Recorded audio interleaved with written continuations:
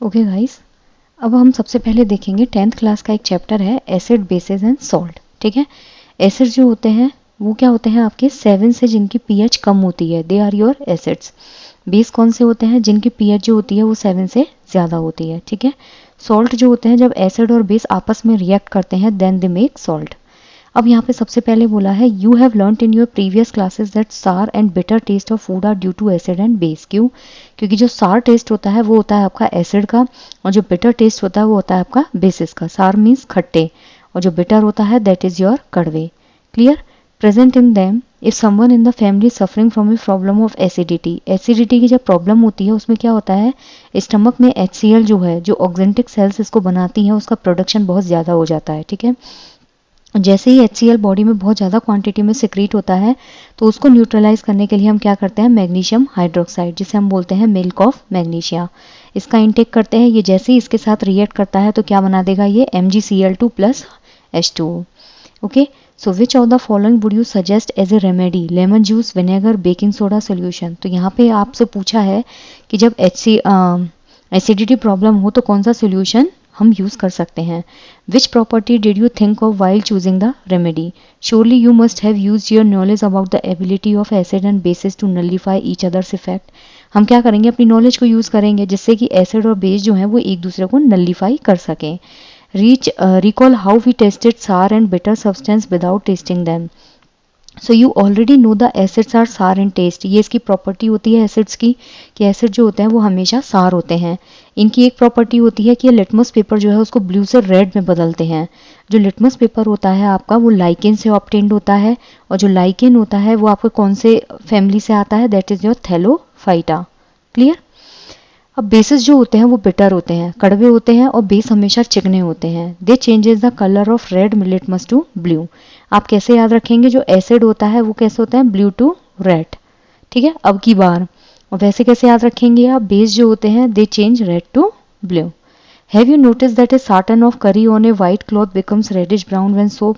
आपने देखा होगा जो स्टेन होता है, मान लीजिए आपने किसी भी व्हाइट कलर की शर्ट पहनी है, फ्रॉक पहनी है, कुछ भी पहना है, टॉप पहना है, उस पर अगर कोई भी सब्जी गिर जाती है और घर आके अगर आप उसको गलती से साबुन से धो देते हैं तो वो तुरंत ब्रिक रेड कलर में कन्वर्ट हो जाता है। क्यों? क्योंकि जो हल्दी होती है, ठीक है, ये जब बेस के साथ रिएक्ट करती है, हल्दी is your natural indicator. Clear? ये जब बेस के साथ रिएक्ट करता है तो ये किस में कन्वर्ट होता है, आपका ब्रिक रेड कलर में। और एक प्रॉपर्टी याद रखिएगा, जो हल्दी होती है वो कभी भी एसिड्स के साथ रिएक्ट नहीं करती। It turns yellow again when the cloth is washed with the plenty of water. ये वापस येलो में कन्वर्ट हो जाता है जब क्लॉथ जो है उसको धोया जाता है पानी से। You can also use synthetic indicators such as methyl orange, phenolphthalein to test for acid and bases. एक होते हैं नेचुरल इंडिकेटर्स, एक होते हैं आपके आर्टिफिशियल इंडिकेटर्स, जिन्हें हम बोलते हैं सिंथेटिक इंडिकेटर। नेचुरल इंडिकेटर में आता है आपका चाइना रोज, एक हम चाइना रोज को यूज करते हैं, एक आता है आपका हल्दी, ठीक है, एक आता है आपका लिटमस पेपर। ये सारे क्या है आपके नेचुरल इंडिकेटर। अगर आपसे सिंथेटिक इंडिकेटर्स पूछे जाएं तो इसमें आपका आता है मिथाइल ऑरेंज, और एक आता है आपका फेनोफ्थैलीन। क्लियर? जो फिनोफ्थैलीन होता है वो एसिड्स के साथ कोई भी रिएक्शन नहीं करता, लेकिन जैसे फिनोफ्थैलीन को आप बेस में डालते हो तो ये कैसा देता है, light pink colour.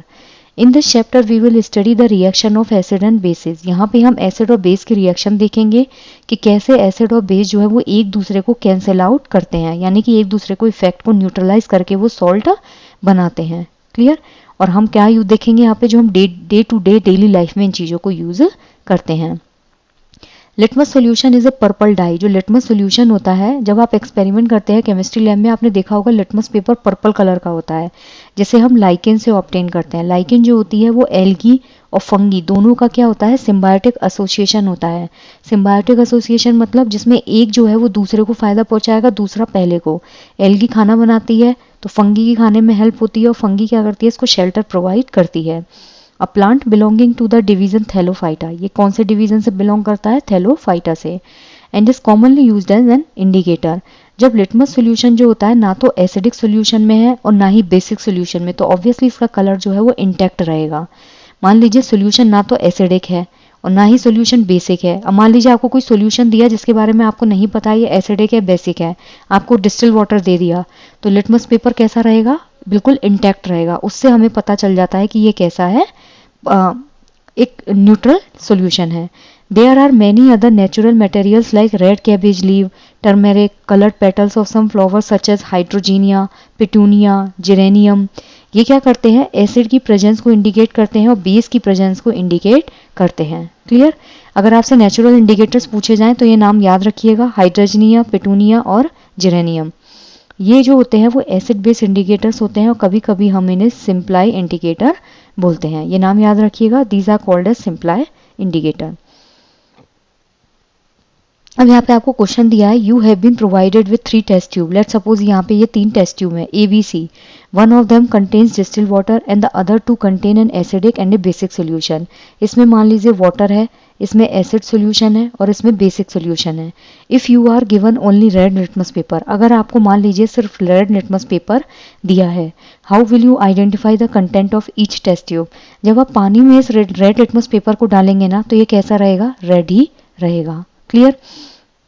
Acid solution में क्या होगा, ये रेड ही रहेगा। क्यों, क्योंकि एसिड जो होता है उसमें वो ब्लू टू रेड कन्वर्ट होता है, तो एसिड में तो ये रिएक्शन शो ही नहीं करेगा, तो ये कैसा हो जाएगा, रेड। लेकिन जो बेसिक सोल्यूशन है उसमें ये कैसा हो जाएगा, ब्लू में कन्वर्ट हो जाएगा। क्यों, क्योंकि बेस में ये कैसा हो जाता है, red to blue. Now understanding the chemical properties of acid and bases. अब एसिड और बेस जो है उनकी हम केमिकल प्रॉपर्टीज हैं जिनको समझने की कोशिश करते हैं।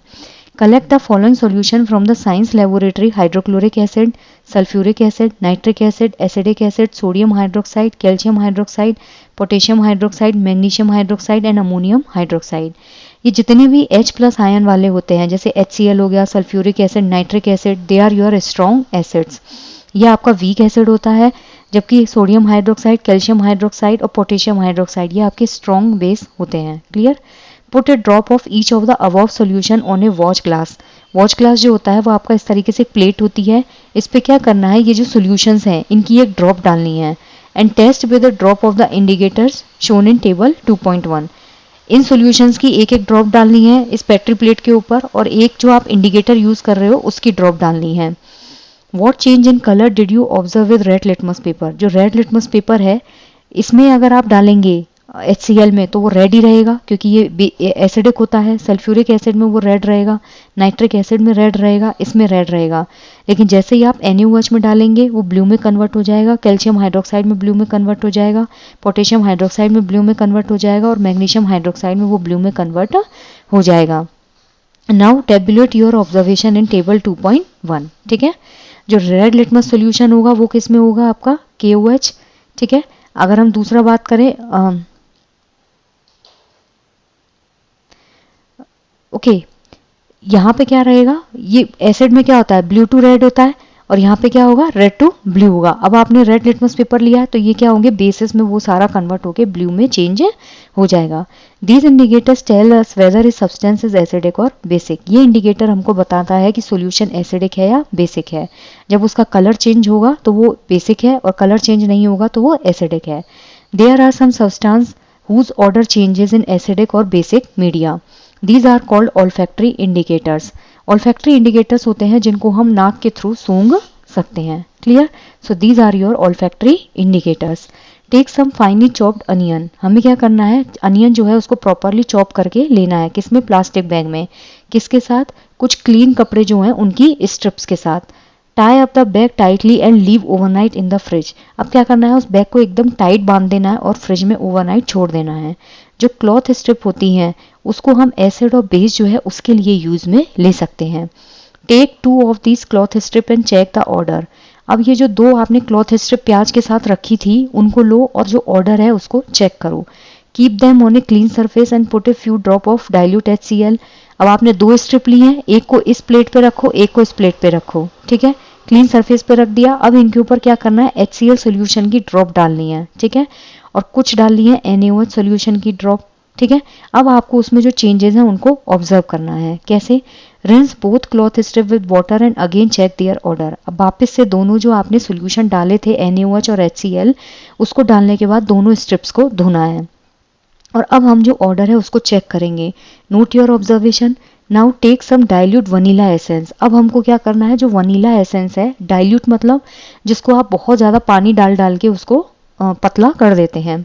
तो जब हम डाइल्यूट वनीला एसेंस लेंगे क्लोव ऑयल मतलब लौंग का जो तेल होता है। अब हमें इनका जो ऑर्डर है उसको मतलब स्मेल जो है उसको चेक करना है। Take some dilute HCl solution in 1 test tube. एक टेस्ट ट्यूब लीजिए, इसमें क्या करना है हमको HCl डालना है। एक में हम क्या लेंगे, डाइल्यूट NaOH, ठीक है। अब वनीला एसेंस जो है उसको इसमें डालेंगे, ठीक है, और इसमें भी डालेंगे। इसको अच्छी तरह से हम शेक करेंगे। Now check the order again and record changes in order if any.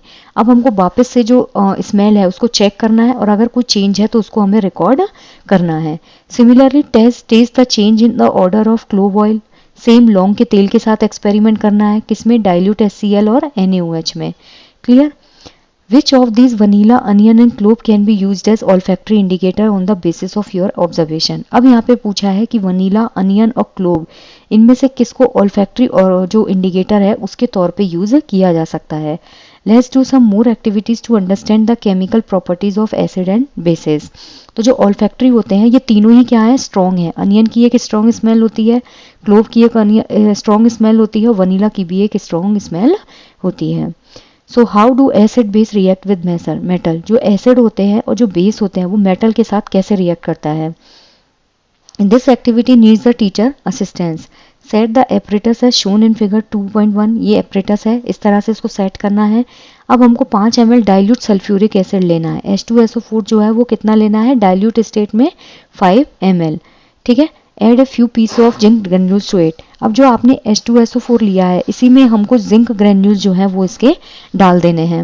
What do you observe on the surface of zinc granules. जो जिंक की ग्रेन्यूल है उसकी सरफेस पर अब हम क्या देखते हैं, pass the gas being evolve through the soap solution. अब हम क्या करते हैं, जो गैस है उसको इस सोप सोल्यूशन के थ्रू पास करते हैं। Why are bubbles formed in the soap solution. जो सोप सोल्यूशन है उसमें गैस जो है वो क्यों बनते, बबल्स जो है वो क्यों बनते हैं। Take a burning candle near a gas filled bubble. जो बबल्स उसमें से निकल रहे हैं साबुन के पानी में, अगर उसके पास हम बर्निंग कैंडल लेके जाएं तो क्या होगा, व्हाट डू यू ऑब्जर्व।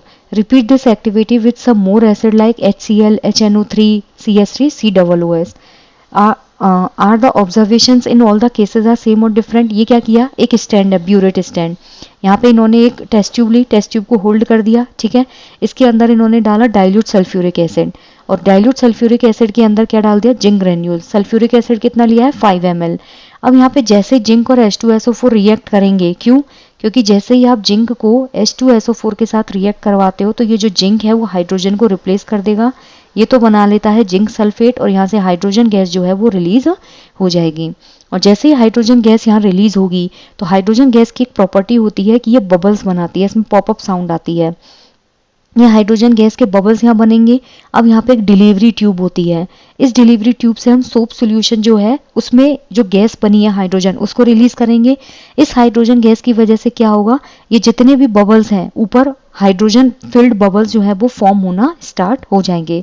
और जैसे इन बबल्स के पास आप कैंडल को लेके जाओगे तो हाइड्रोजन गैस की एक प्रॉपर्टी होती है, it sounds like a popup. Popup sound जो होती है वो हमेशा हाइड्रोजन गैस का एक मेन प्रॉपर्टी होती है, तो ये पॉपअप साउंड के साथ जलना स्टार्ट कर देंगे।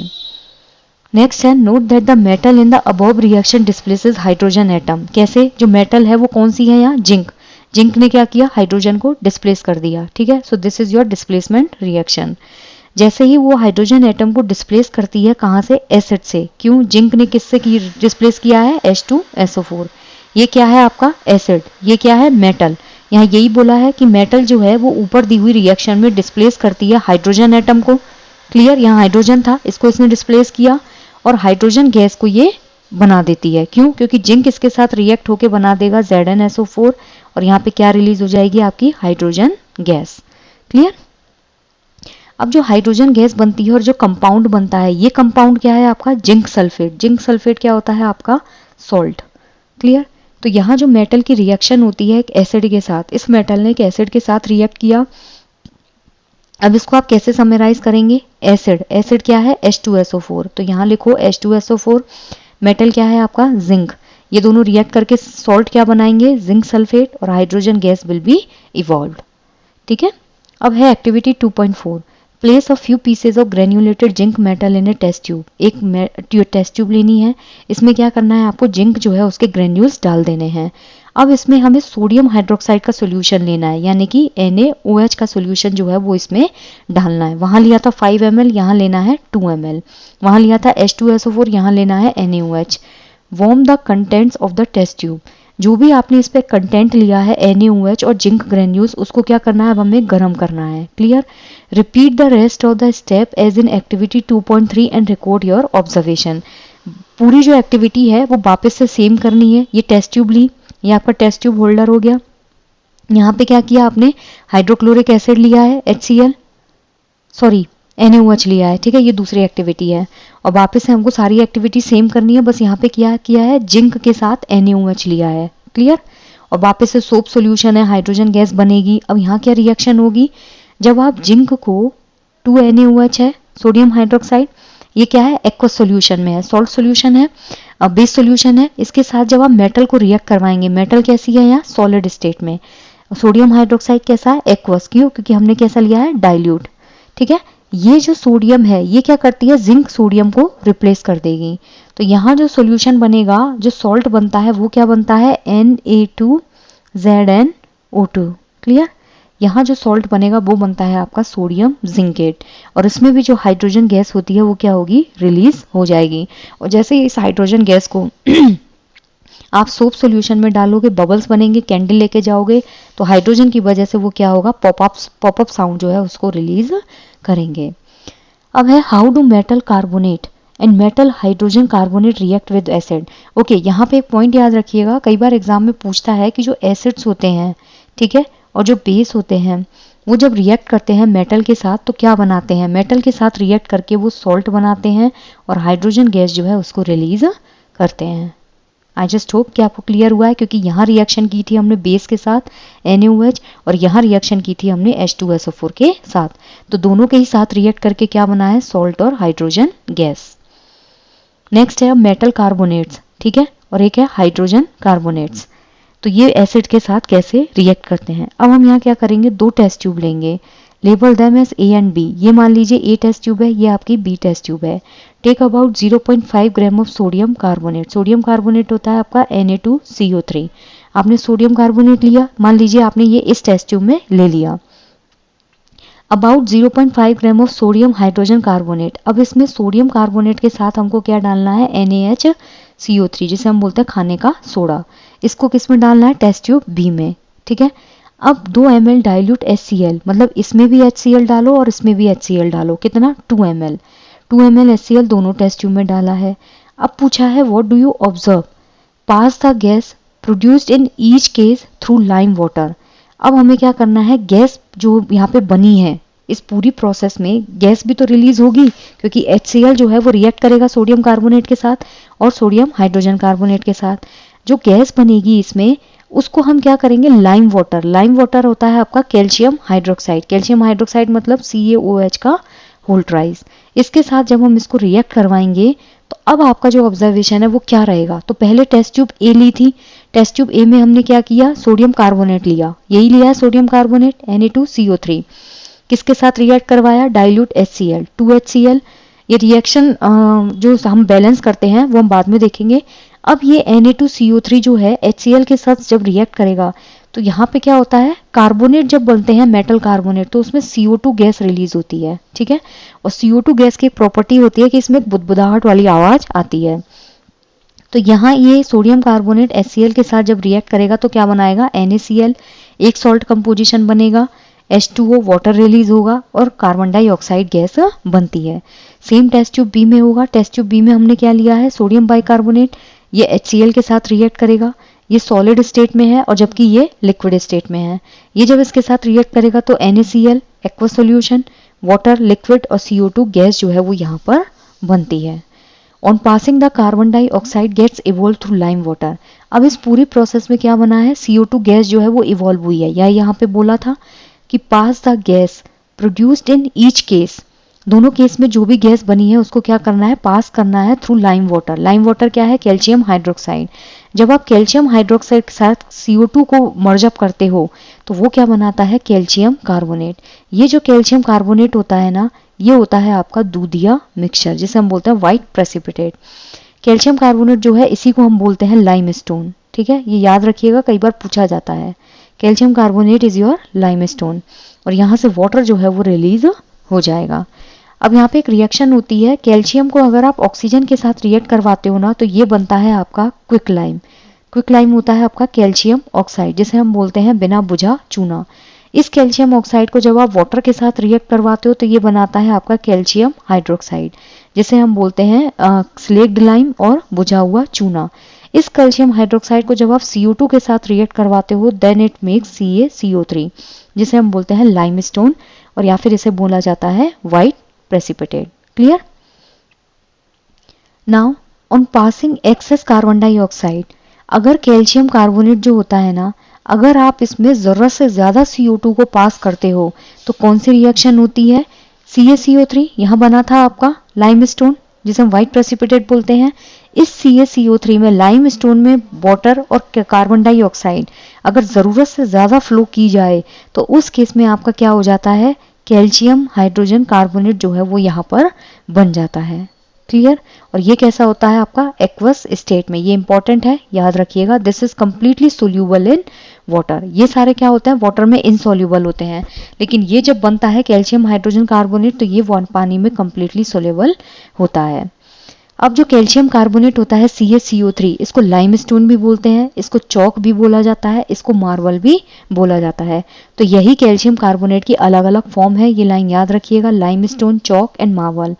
ऑल मेटल कार्बोनेट, जितने भी आपके मेटल कार्बोनेट्स होते हैं और जो हाइड्रोजन कार्बोनेट्स होते हैं, ये आपका क्या है? Hydrogen carbonates. जब ये एसिड के साथ रिएक्ट करते हैं तो ये क्या देते हैं? सॉल्ट बनाते हैं, कार्बन डाइऑक्साइड बनाते हैं और वाटर रिलीज करते हैं। Thus the reaction can be summarised as metal carbonate. ये यहाँ पे आपका मेटल कार्बोनेट था। NaOH, जिंक, ये था आपका मेटल, और इसको इसके साथ रिएक्ट करवाया। ठीक है, तो जो मेटल कार्बोनेट होता है वो आपका किसके साथ रिएक्ट करता है? एसिड के साथ। ठीक है, या फिर मेटल हाइड्रोजन कार्बोनेट, ये यहीं पे लिया था। ये आपका कार्बोनेट है, सोडियम कार्बोनेट, और ये आपका सोडियम बाइकार्बोनेट। तो ये यहीं पे बोला है। मेटल कार्बोनेट हो गया आपका NaCO3, Na2CO3, और मेटल हाइड्रोजन कार्बोनेट हो गया आपका NaHCO3। इसको जब एसिड के साथ रिएक्ट करवाते हैं, चाहे HCl से करवाओ चाहे H2SO4 के साथ करवाओ, तो यहाँ पे सॉल्ट बनता है, CO2 बनती है और वाटर रिलीज होता है। एग्जाम में क्वेश्चन कैसे पूछा जाता है? When we react metal carbonate with acid then the production would be, तो वो आपका सॉल्ट होगा, कार्बन डाइऑक्साइड होगा और वाटर होगा। क्लियर? और वहां क्या बना था? जब मेटल ऑक्साइड्स बनते हैं तो वहां होता है आपका सॉल्ट प्लस हाइड्रोजन गैस। अब है how to acid and base react with each other. Acid और बेस जो है वो एक दूसरे के साथ एग्जैक्टली रिएक्ट कैसे करते हैं, तो उसके लिए हम करेंगे take about 2 ml of dilute NaOH solution. हमें क्या करना है? एक टेस्ट ट्यूब है, इसमें 2 ml क्या लेना है? NaOH सोल्यूशन लेना है। अब हम इसमें कुछ ड्रॉप जो है वो फिनोल्फ्थेलिन सोल्यूशन की डाल देंगे। इस सोल्यूशन का कलर क्या है? डाइल्यूट HCl सोल्यूशन डालो ऊपर दिए सोल्यूशन में ड्रॉप बाय ड्रॉप। सबसे पहले आपने NaOH लिया, क्लियर? कितना? 2 ml। इसके अंदर आपने डाला फिनोल्फ्थेलिन। फिनोल्फ्थेलिन डालने के बाद हमने इसमें क्या किया? डाइल्यूट HCl जो है उसको इसमें ड्रॉप बाय ड्रॉप डाल दिया। अब कोई कलर चेंज जो है इस रिएक्शन में हो रहा है। जो कलर होता है फिनोल्फ्थेलिन का वो लाइट पिंक होने लगता है। क्यों? क्योंकि बेस के साथ फिनोल्फ्थेलिन कैसा कलर देता है? Light pink. ठीक है, अब इसी सॉल्यूशन में हम क्या करेंगे? NaOH जो है उसकी कुछ बूंदे डाल देंगे। तो जो पिंक कलर होता है फिनोल्फ्थेलिन का वो कैसा है? रीअपियर होने लग जाएगा। ठीक है, वापस देखिए, सबसे पहले हमने क्या किया? एक टेस्ट ट्यूब ली, उसमें क्या किया? NaOH डाला। उसके बाद जैसे ही आप फिनोल्फ्थेलिन डालोगे तो लाइट पिंक कलर देगा। क्यों? क्योंकि ये बेस सॉल्यूशन है। सोडियम हाइड्रोक्साइड क्या होता है? बेस। बेस के साथ फिनोल्फ्थेलिन लाइट कलर देता है। जैसे ही हम HCl डालते हैं, HCl क्या होता है? एसिड। उसकी वजह से ये वापस से अपने कलर को डीजनरेट कर देता है। जो पिंक कलर है वो वापस खत्म हो जाएगा। फिर हम वापस से क्या करेंगे? जो NaOH है उसको हम उसमें डालेंगे, और NaOH डालते जब आप फिनोल्फ्थेलिन वापस ऐड करोगे तो जो पिंक कलर होता है वो वापस रीअपियर हो जाता है। क्लियर? ये जो ऊपर एक्टिविटी दी थी इसमें हमने ऑब्जर्व किया कि जो इफेक्ट होता है एक बेस का वो नलिफाई होता है एक एसिड और वाइस वर्सा से। ठीक है, यानी कि एसिड और बेस जो है वो एक दूसरे को नलिफाई कर देते हैं। The reaction taking place is written as, पहले हमने NaOH लिया, सोडियम हाइड्रोक्साइड, फिर हमने HCl डाला, तो ये दोनों आपस में रिएक्ट करके क्या बना देते हैं? सॉल्ट और वाटर। याद रखिएगा, एसिड और बेस जब भी एक दूसरे के साथ रिएक्ट करेंगे तो ये क्या बनाएंगे, सॉल्ट प्लस वाटर, तभी तो वो एक दूसरे को नलिफाई करेंगे। This reaction between an acid and a base to give a salt and water, जो एसिड और बेस के बीच में ये रिएक्शन है सॉल्ट और वाटर देने के लिए, इसे ही हम बोलते हैं न्यूट्रलाइजेशन रिएक्शन। जो एसिड बेस रिएक्शन होती है ना, इसी को ही क्या बोला जाता है, न्यूट्रलाइजेशन रिएक्शन। ठीक है, तो जो न्यूट्रलाइजेशन रिएक्शन होती है इसको लिखेंगे कैसे, एसिड बेस और क्या बना दिया, सॉल्ट प्लस वाटर। अब है आपकी reaction of metallic oxide with acid. जो मेटालिक ऑक्साइड्स होते हैं उनकी एसिड्स के साथ रिएक्शन कैसे होती है। अब हम क्या करेंगे, टेस्ट ट्यूब लेंगे, इसमें कॉपर ऑक्साइड जो होता है उसका कुछ छोटा सा अमाउंट इसमें डालेंगे। ठीक है, कॉपर ऑक्साइड होता है आपका CuO। अब इसके अंदर हम डालेंगे डाइल्यूट हाइड्रोक्लोरिक एसिड यानी कि CuO प्लस HCl और उसको धीरे धीरे हम मिलाना स्टार्ट करेंगे। तो जो सोल्यूशन है उसका कलर धीरे धीरे चेंज होने लगेगा। कैसे, you will notice that the colour of the solution becomes blue green. जो सोल्यूशन है उसका कलर कैसा हो जाएगा, ब्लू ग्रीन, क्योंकि रिएक्शन क्या होगी यहाँ पे, कॉपर ऑक्साइड प्लस HCl। तो यहाँ क्या बनेगा, CuCl2। तो ये ब्लू ग्रीन कलर होता है और जो कॉपर ऑक्साइड है वो धीरे धीरे डिसॉल्व होना स्टार्ट कर देगा।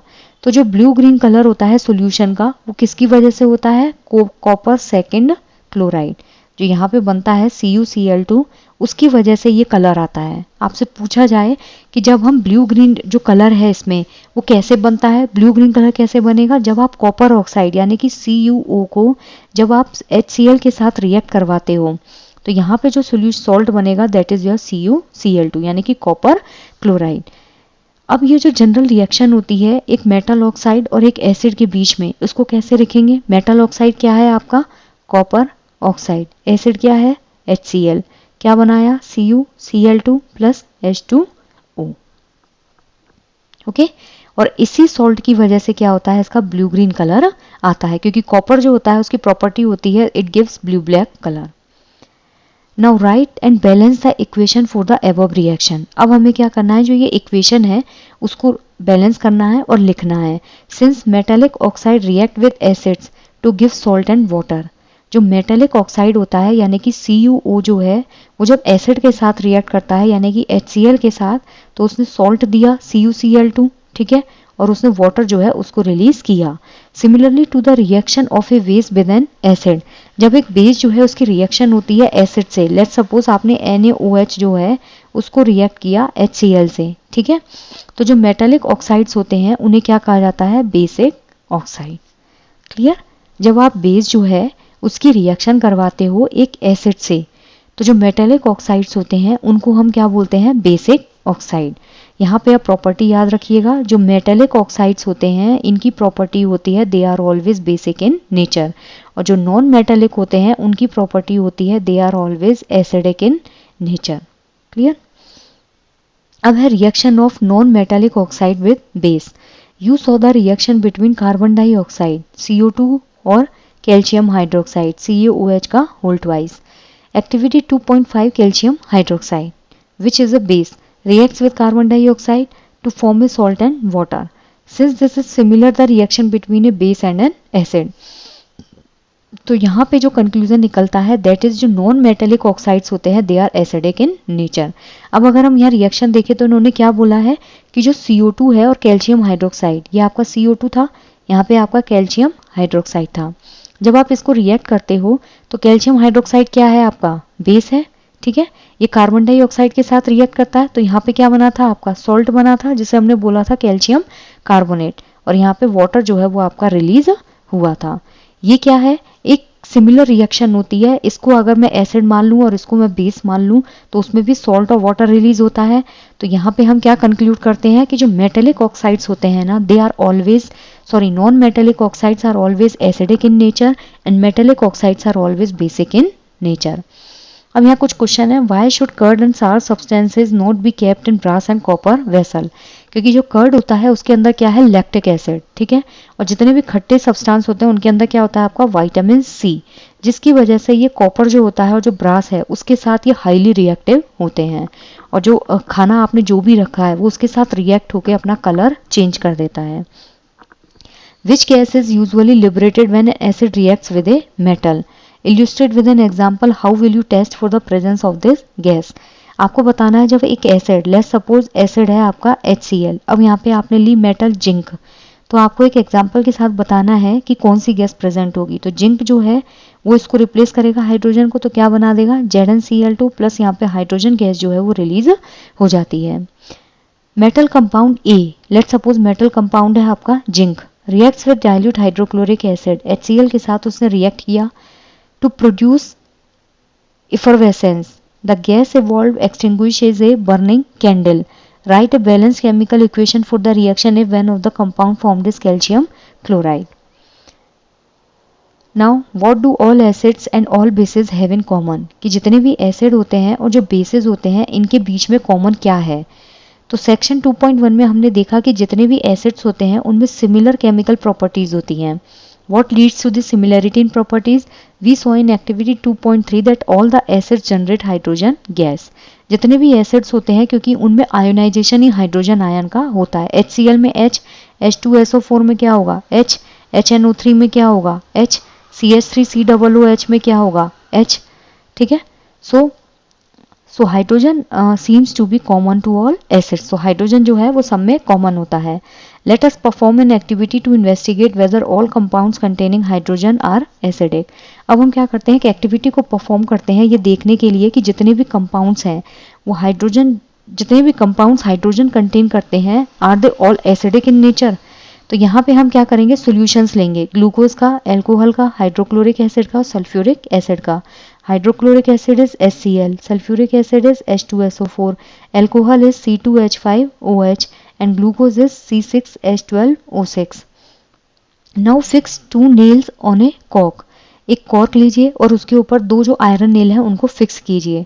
Place the cork in 100 ml of beaker. अब ये जो रबर कॉर्क है इसके ऊपर आपने 2 वो लगा दी, जो नेल होती है, कील जिसको हम बोलते हैं, वो लगा दी और इसको क्या किया, एक 100 ml जो बीकर है उसके अंदर इसको प्लेस कर दिया। Connect the nails to the 2 terminals of a 6 volt battery. अब इससे 2 टर्मिनल निकाले और इनको क्या किया, 6 वोल्ट की बैटरी के साथ कनेक्ट कर दिया। यहाँ पे एक बल्ब भी है और एक स्विच भी है, ठीक है। नाउ पोर सम डाइल्यूट HCl। अब इसमें क्या किया हमने, डाइल्यूट HCl जो है उसको डाल दिया बीकर में। जैसे ही हम स्विच ऑन करेंगे और करंट पास होगा, अब इस प्रोसेस को जो है हम HCl की बजाय H2SO4 के साथ रिपीट करेंगे और अलग अलग जो ग्लूकोज सॉल्यूशन है, अल्कोहल सॉल्यूशन है, फिर उसके बाद हमें देखना है कि ये कैसे रिएक्ट करता है। जो बल्ब होता है ना, अगर आप HCl लोगे तो HCl में क्या है, बल्ब ग्लो करना स्टार्ट कर देगा। क्यों? क्योंकि जैसे ही आप यहाँ HCl सॉल्यूशन डालोगे, करंट पास होगा तो HCl आयोनाइज होके क्या बना देगा, H+ और Cl-। सेम H2SO4 में होता है। H2SO4 में क्या होगा, H+ और SO4-2। तो यहाँ क्या होगा, bulb will start glowing in the case of acids. जो एसिड्स हैं उनके केस में बल्ब ग्लो करना स्टार्ट कर देगा। लेकिन जैसे ही हम देखते हैं कि जो ग्लूकोज होता है और जो अल्कोहल सॉल्यूशन है वो इलेक्ट्रिसिटी को कंडक्ट नहीं करते। क्यों? क्योंकि जब आप करंट पास करते हो तो ग्लूकोज और अल्कोहल जो है वो आयोनाइज नहीं हो पाते हैं। Glowing of the bulb indicates that there is a flow of electric current through the solution. जब बल्ब ग्लो करता है तो वो ये दिखाता है कि जो इलेक्ट्रिक करंट है उसका उस पूरे सॉल्यूशन में क्या होता है, करंट फ्लो होता है। The electric current is carried through the acidic solution bye ions. जो इलेक्ट्रिक करंट होता है वो फ्लो कब होगा, मान लीजिए आप किसी भी सर्किट में इलेक्ट्रिक करंट फ्लो कर रहे हो, आपने यहाँ बैटरी लगा दी, यहाँ बैटरी जोड़ दी, यहाँ स्विच ऑन कर दिया, यहाँ बल्ब लगा दिया, करंट फ्लो होगा ही तभी जब कोई भी सॉल्यूशन जो है वो अपने आयंस में डिग्रेड हो जाता है। Acids contain H+ ion. Acids के अंदर क्या होता है, H+ आयन, ठीक है। ये कैटायन होता है और एनायन होता है, जैसे Cl-। अब अगर HCl में मैं बात करूं तो H क्या है आपका, कैटायन हो गया।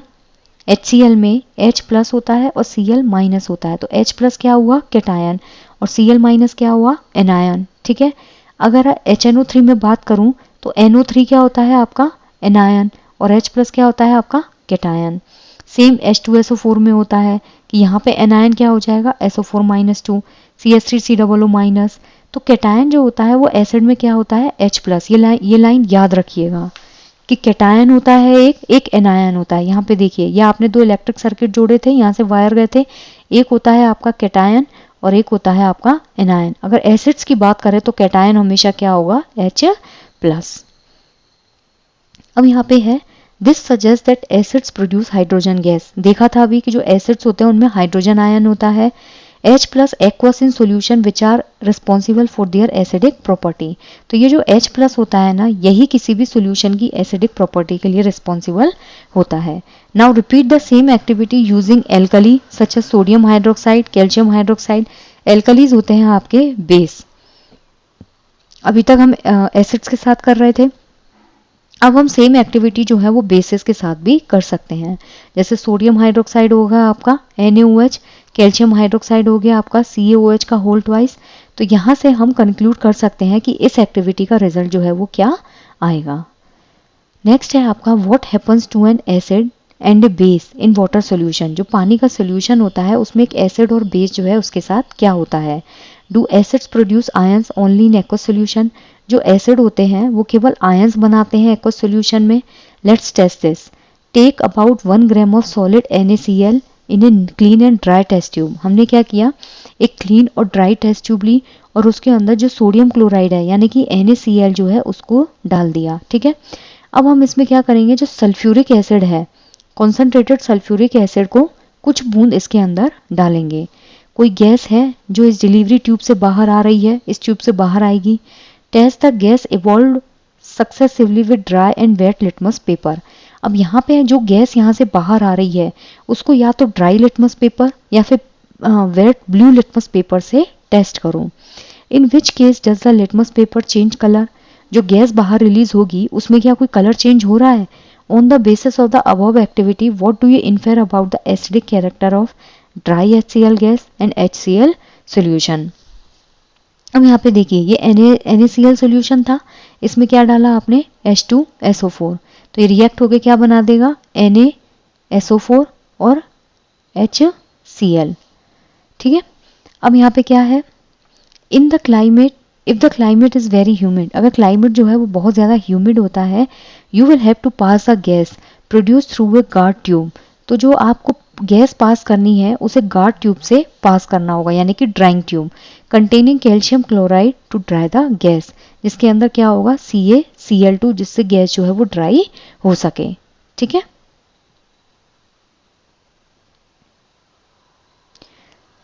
नेक्स्ट है this experiment suggest that hydrogen ion in HCl। जो HCl है उसमें क्या है, हाइड्रोजन आयन है, वो प्रोड्यूस होते हैं पानी की प्रेजेंस में।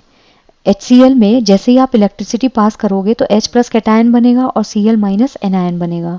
तो जो सेपरेशन होता है H प्लस आयन का HCl मॉलिक्यूल से, वो पानी की एब्सेंस में नहीं हो सकता। क्यों? क्योंकि जब तक आप किसी भी सॉल्ट सॉल्यूशन में या किसी भी एसिडिक सॉल्यूशन में वाटर नहीं डालेंगे तो वो उसमें आयोनाइजेशन शो नहीं करेगा। जैसे ही हमने HCl में पानी डाला तो ये क्या बना, H3O प्लस और Cl माइनस। हाइड्रोजन आयंस जो होते हैं वो अकेले एग्जिस्ट नहीं कर सकते क्योंकि हाइड्रोजन आपको हमेशा ऐसे दिखेगा। इसमें दो तत्व जो होते हैं वो एक दूसरे के साथ होते हैं, clear, but they exist after combining with water molecule. लेकिन जैसे ही आप पानी डालते हो तो ये जो हाइड्रोजन मॉलिक्यूल होता है ये वाटर के साथ जो है वो कंबाइन हो जाता है। Thus hydrogen ion must always be shown as the H plus aqueous of hydronium ion। इसलिए जो हाइड्रोजन आयंस होते हैं उनको हमेशा कैसे लिखा जाता है, या तो H प्लस एक्वस सोल्यूशन या फिर हाइड्रोनियम आयन। ओके, तो यहाँ H प्लस जो है ये वाटर की प्रेजेंस में क्या बना देता है, H3O प्लस।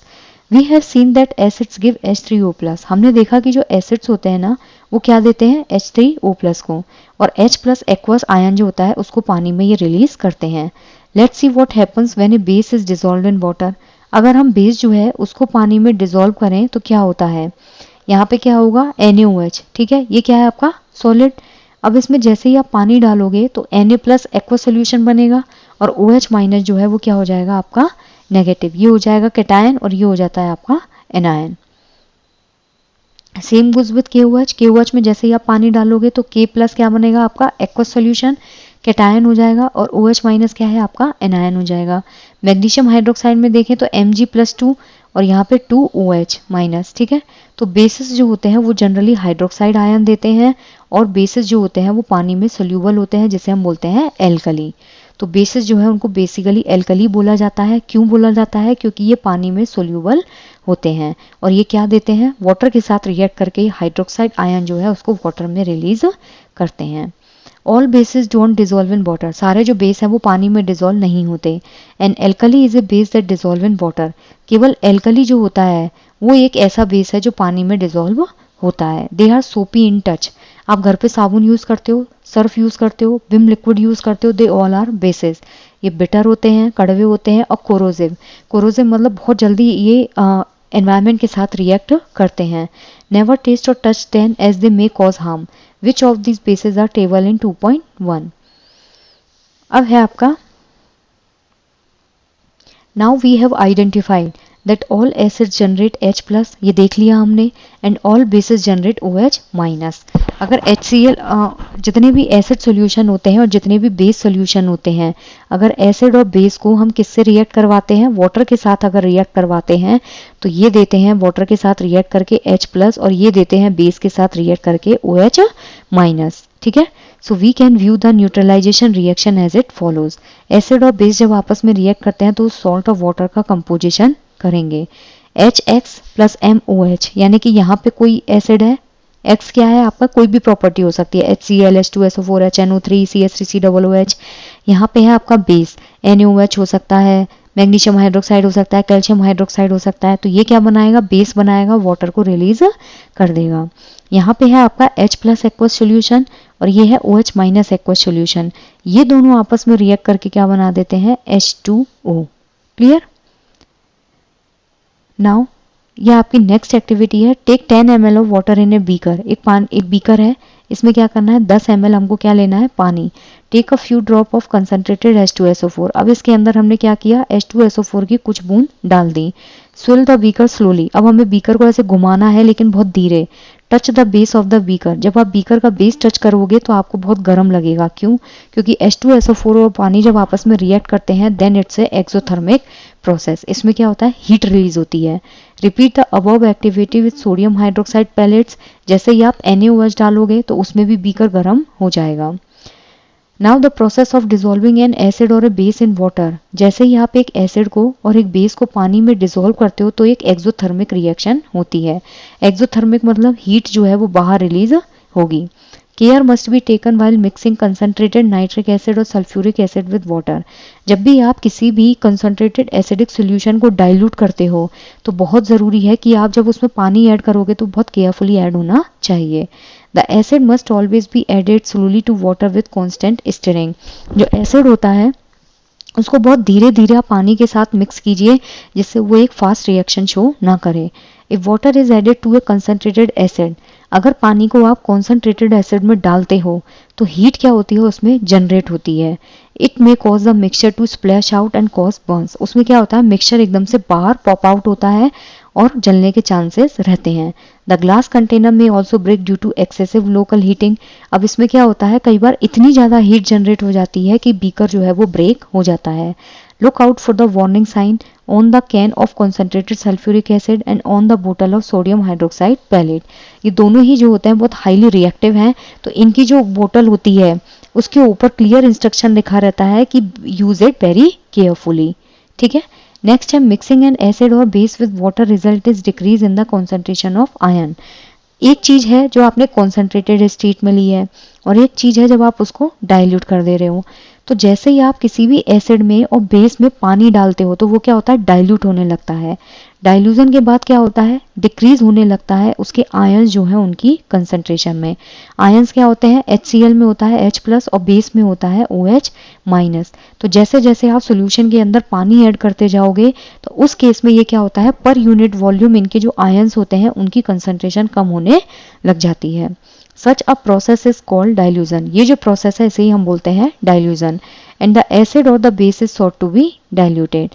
और जो एसिड होता है और जो बेस होता है उसे हम बोलते हैं डाइल्यूटेड सॉल्यूशन। ठीक है। Why do HCl, HNO3 etc. Show acidic character in aqueous solution? क्योंकि जो HCl होता है और HNO3 होता है जब इनको एसिडिक कैरेक्टर एक्वस सोल्यूशन में डालते हैं तो ये रिएक्ट होके क्या बनाएंगे, H प्लस को रिलीज करेगा और HNO3 also releases H plus cation, ये बनाएगा Cl माइनस एनायन और ये बना देता है NO3 माइनस एनायन। ठीक है। While solution of compounds like alcohol and glucose don't show acidic character, क्योंकि जो एल्कोहल होता है और जो ग्लूकोज होता है वो अपने आयंस में डिसोसिएट नहीं हो पाते, इसलिए वो इलेक्ट्रिक करंट पास नहीं करते हैं। Why does an aqueous solution of acid conduct electricity, जैसे ही एसिडिक सोल्यूशन के अंदर आप इलेक्ट्रिसिटी कंडक्ट करते हो, लेट सपोज H2SO4 है, इसमें आपने जैसे इलेक्ट्रिसिटी कंडक्ट की तो ये क्या बना देता है H प्लस प्लस SO4 -2, ये कैटायंस और एनायंस में तुरंत डिसोसिएट हो जाता है। Why does dry HCl gas not change the color of the dry litmus paper, क्योंकि जो ड्राई HCl गैस होती है उसमें कोई आयोनाइजेशन नहीं हो जाता है, और आयोनाइजेशन नहीं होने की वजह से ये एक्वस सोल्यूशन नहीं शो करती, ना ही इसमें जो है आपका H प्लस आयन रिलीज होता है, ना ही Cl माइनस, तो उस केस में क्या होता है, लिटमस पेपर इंटैक्ट रहता है। While diluting an acid, एक एसिड को आपने डाइल्यूट किया, Why is it recommended that the acid should be added to water, not water to the acid? क्योंकि जब आप डाइल्यूट करते हो किसी भी कॉन्सेंट्रेटेड एसिड को तो वो एक एक्सोथर्मिक प्रोसेस होती है, तो इसीलिए रिकमेंड किया जाता है कि जो एसिड है आप उसको ऐड करो किसमें, पानी में, ना कि पानी ऐड करो एसिड में, ठीक है।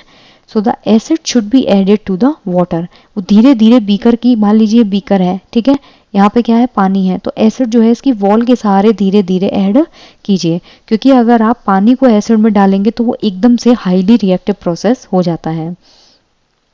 How is the concentration of hydronium ions affected when A solution of NH acid is diluted, जो कंसंट्रेशन होती है हाइड्रोनियम आयंस की, हाइड्रोनियम आयन जो होता है H3O वो कैसे बनता है, जब कोई भी आप HCl लिया आपने, ठीक है, इसको आपने वाटर के साथ रिएक्ट करवाया तो ये क्या होगा, आपका यहाँ से H प्लस रिलीज हो जाएगा और Cl माइनस हो जाएगा, ये H प्लस जो है वो यहाँ जाके बाइंड होके क्या बना देता है, आपका हाइड्रोनियम आयन, ठीक है। तो ये जो H3O प्लस है वो अफेक्ट होता है जैसे जैसे हम सॉल्यूशन को डाइल्यूट करते हैं। आप जितना ज़्यादा किसी भी सॉल्यूशन को डाइल्यूट करोगे उतना ज़्यादा उसके अंदर क्या होगे, H प्लस आयन जो है वो कम होना स्टार्ट हो जाते हैं। अब यहाँ H3O प्लस है, थोड़े टाइम बाद ये H2 रह जाएगा, फिर HO रह जाएगा, तो धीरे धीरे करके इनकी कॉन्सेंट्रेशन कम होने लगती है। How is the concentration of hydroxide ions affected when excess base is dissolved in a solution of sodium hydroxide? कैसे जो सोडियम आयंस होते हैं, कैसे जो कंसंट्रेशन होती है हाइड्रोक्साइड आयंस की वो अफेक्ट होती है जब एक्सेस बेस डिसॉल्व होता है सोडियम हाइड्रोक्साइड में। तो सोडियम हाइड्रोक्साइड क्या होता है, NaOH, Na प्लस बनेगा, OH माइनस बनेगा, तो जैसे जैसे आप इसको डाइल्यूट करते जाओगे तो OH माइनस जो है उसकी क्वांटिटी धीरे धीरे कम होने लग जाती है।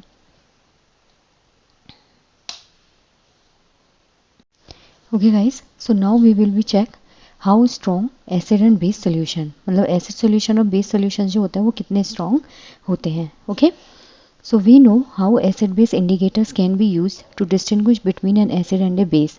इंडिकेटर्स यूज़ किए जाते हैं, हमने पढ़े थे नेचुरल इंडिकेटर्स थे और आर्टिफिशियल इंडिकेटर्स थे। नेचुरल इंडिकेटर्स में क्या क्या था, आपका लिटमस पेपर था, हल्दी था और आपका चाइना रोज था, क्लियर। और अगर आर्टिफिशियल की बात करें तो मिथाइल ऑरेंज और फिनोफ्थैलिन।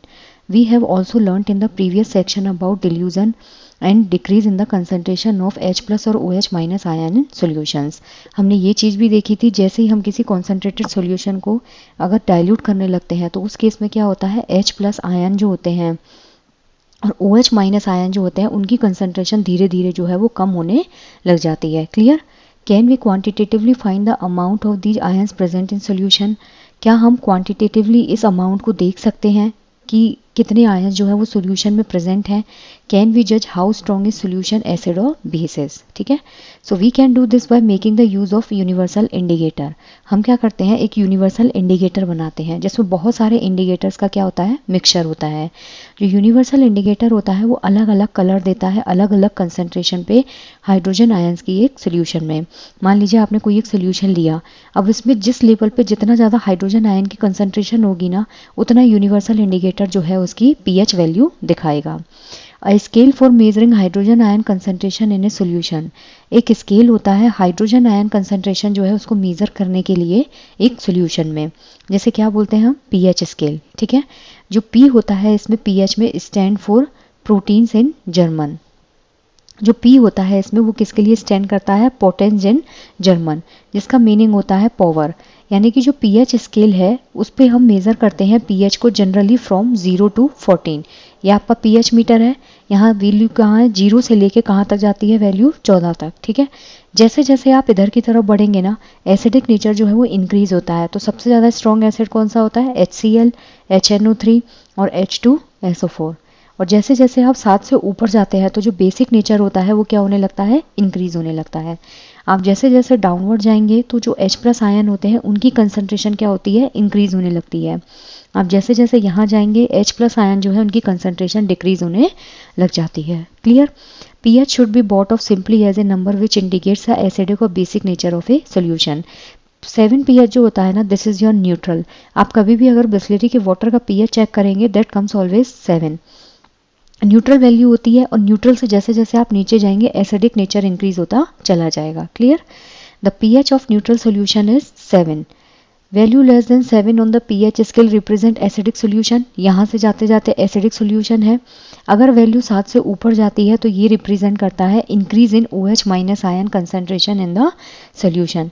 तो यहाँ पे क्या होता है, आपके H+ आयन जो है वो है डिक्रीज होने लगते हैं, और जो OH- आयन है वो क्या होते हैं, इंक्रीज होने लग जाते हैं।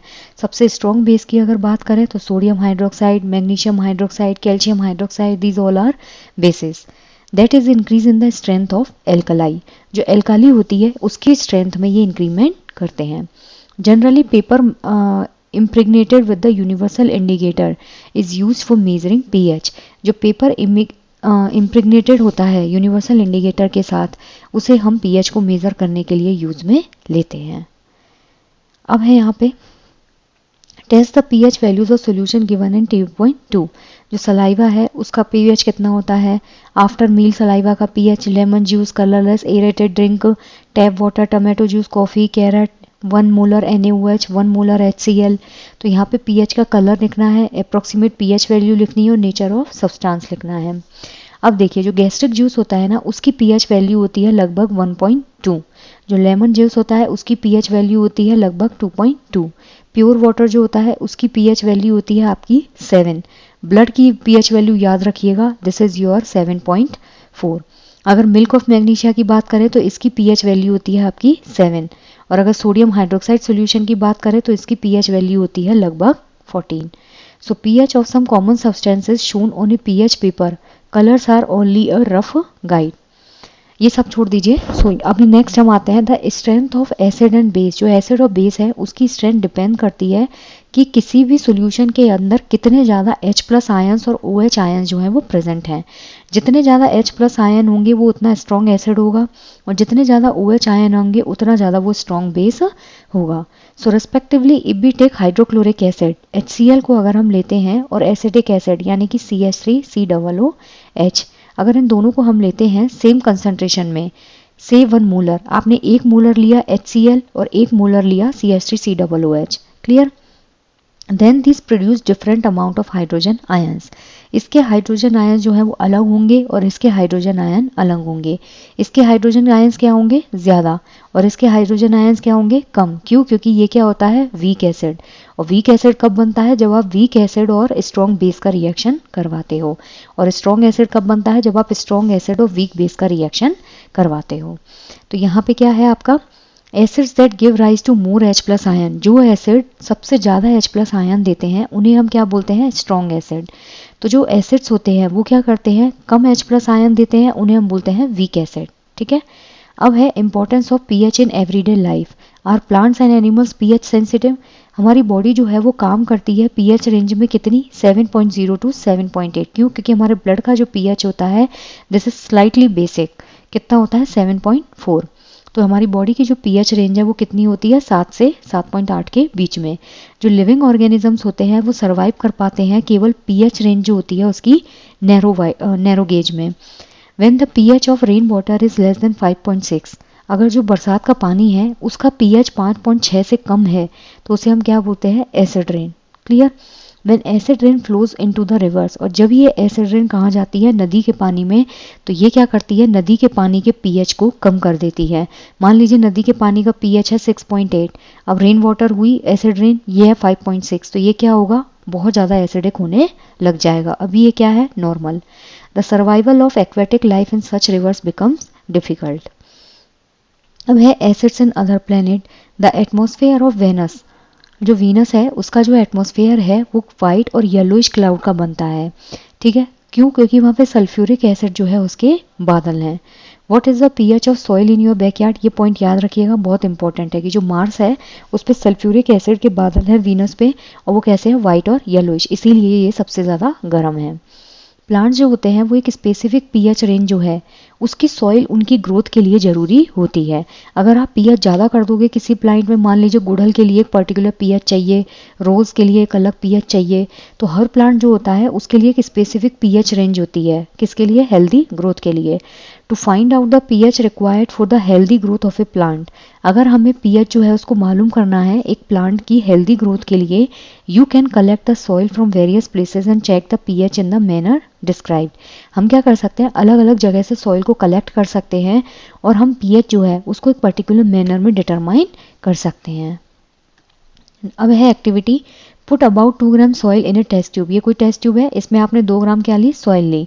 अब इसमें हम क्या करेंगे, 5 ml वाटर जो है उसको हम इसमें ऐड कर देंगे। अब हम इसको अच्छे से शेक करेंगे, ठीक है। शेक करने पे क्या होगा, अब आप जो जो शेक किया है उसमें सॉइल थोड़ी सी डिजोल्व होने की कोशिश करेगी। अब इस कंटेंट को हम फिल्टर करेंगे, ठीक है। अब मान लीजिए आपने दूसरी टेस्ट ट्यूब में इसको फिल्टर करके कलेक्ट कर लिया। अब इस पीएच जो है फिल्ट्रेट का जो पीएच है उसको चेक करो यूनिवर्सल इंडिकेटर पेपर की मदद से।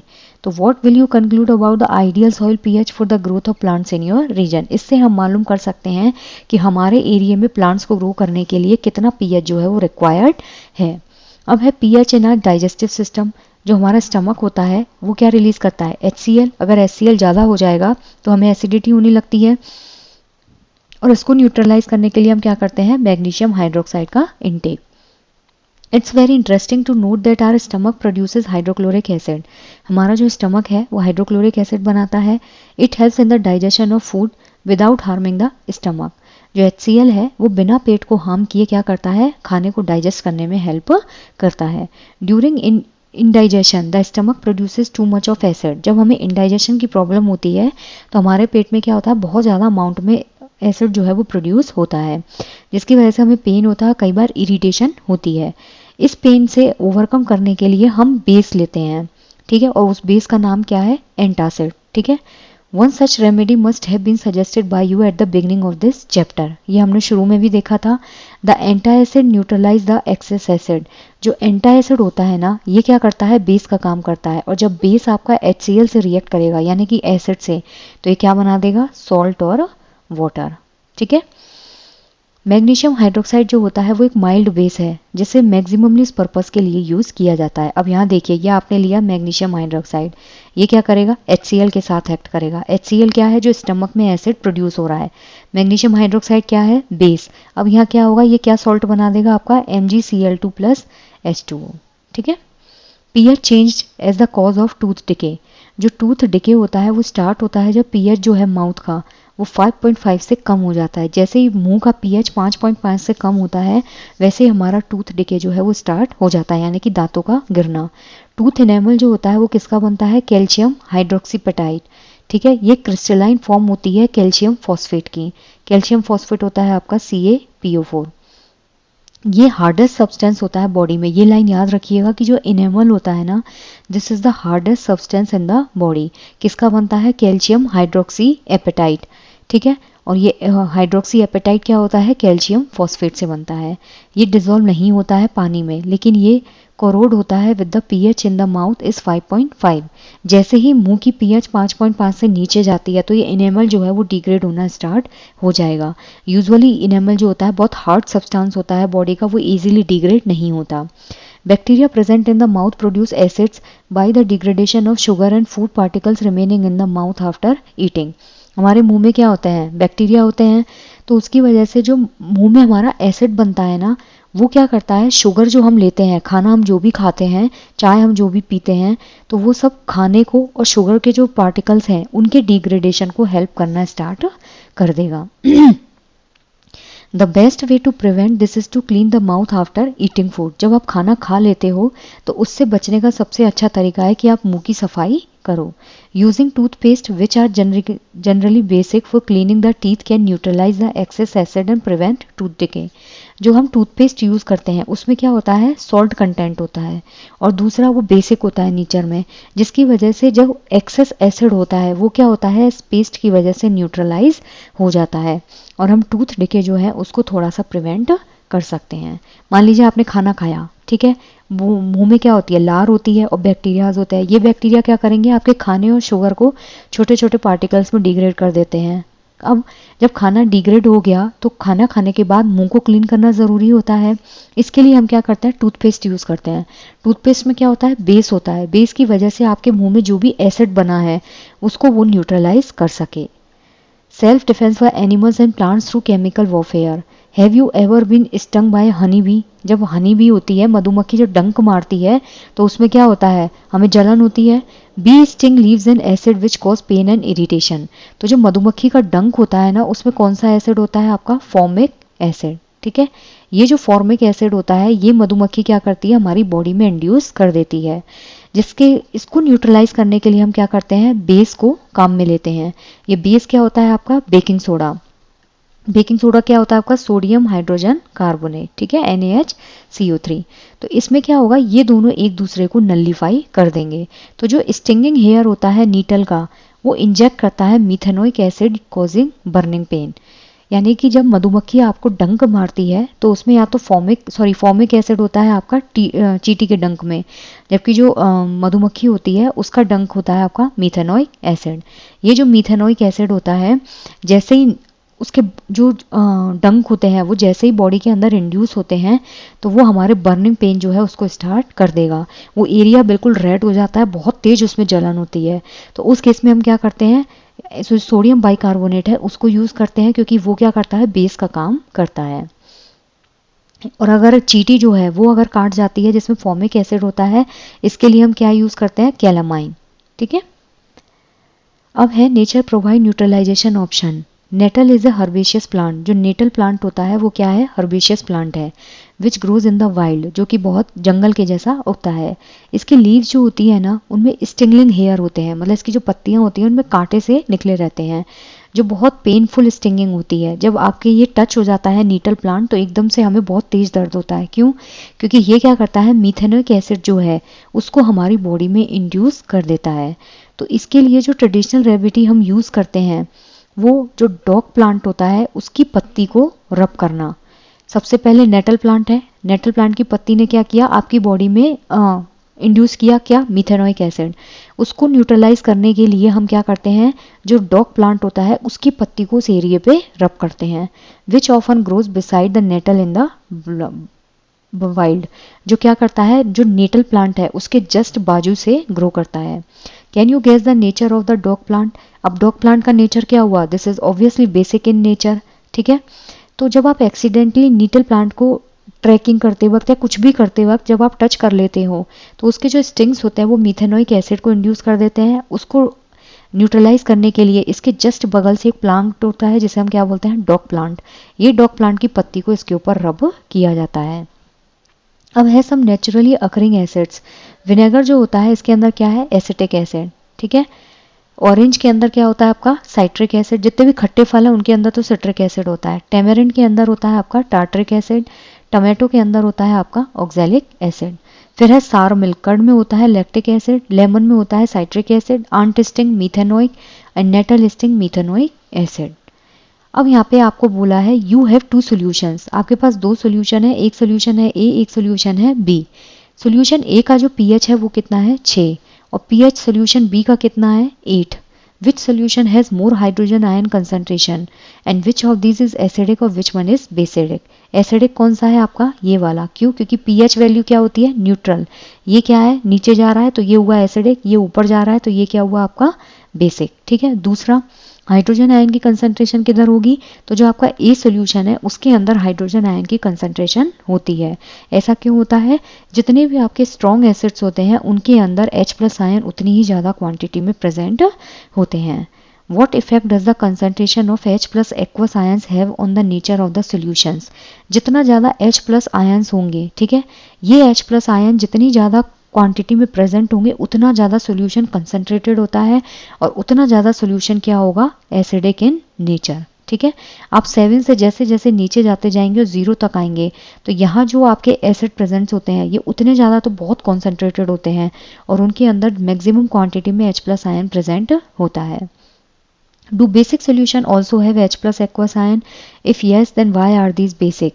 जो बेसिक सोल्यूशन होते हैं उनके अंदर H प्लस एक्वस आयन होते हैं लेकिन इनमें मैक्सिमम क्वांटिटी में होता है OH माइनस आयन। ठीक है, और इसलिए इनको बेसिक नेचर बोला जाता है। Under what soil condition do you think a farmer would treat the soil of his field with quick lime? यानी कि कौन सी सॉइल कंडीशन है जिसमें फार्मर जो है वो अपनी सॉइल को ट्रीट करेगा, किससे? कैल्शियम ऑक्साइड यानी कि CaO और स्लेक्ड लाइम कैल्शियम हाइड्रोक्साइड से, या फिर चौक जिसको हम बोलते हैं कैल्शियम कार्बोनेट। तो यहाँ पे आपको बताना है कि क्विक लाइम कंडीशन जो है वो फार्मर जो है कब यूज़ करते हैं और स्लेक्ड लाइम कंडीशन जो है वो फार्मर कब यूज़ करते हैं।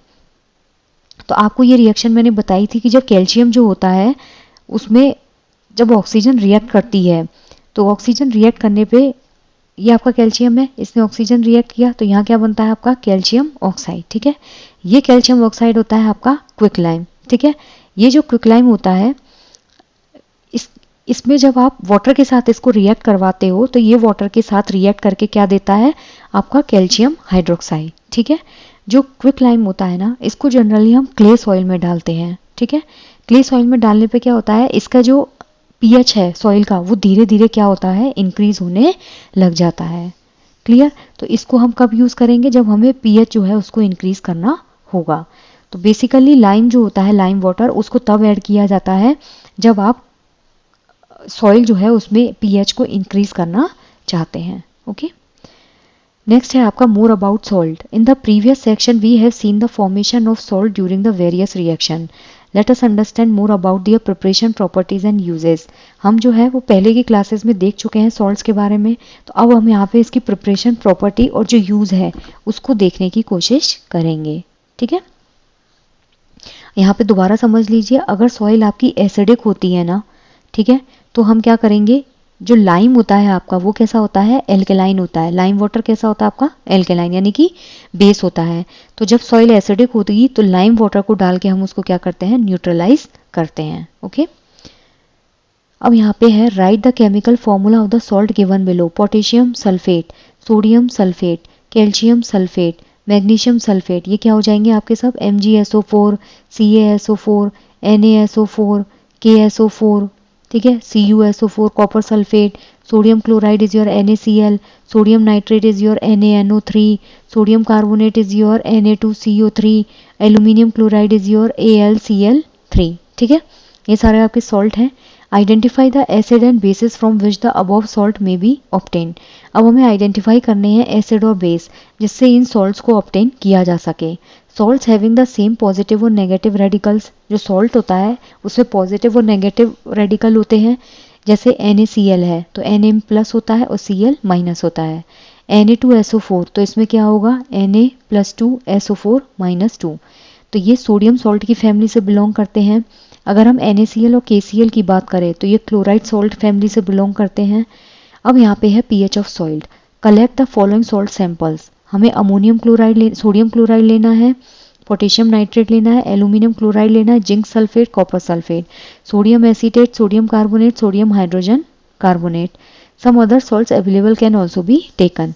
जितने सॉल्ट्स हो सकते हैं हमको उतने सॉल्ट्स कलेक्ट करने हैं। अब हम क्या करेंगे, पानी में इनको डिस्टिल वाटर यूज करेंगे और उन सब में इसको सोल्यूट मतलब घोल के देखेंगे। Check the action of the solutions on litmus and find the pH using a pH paper.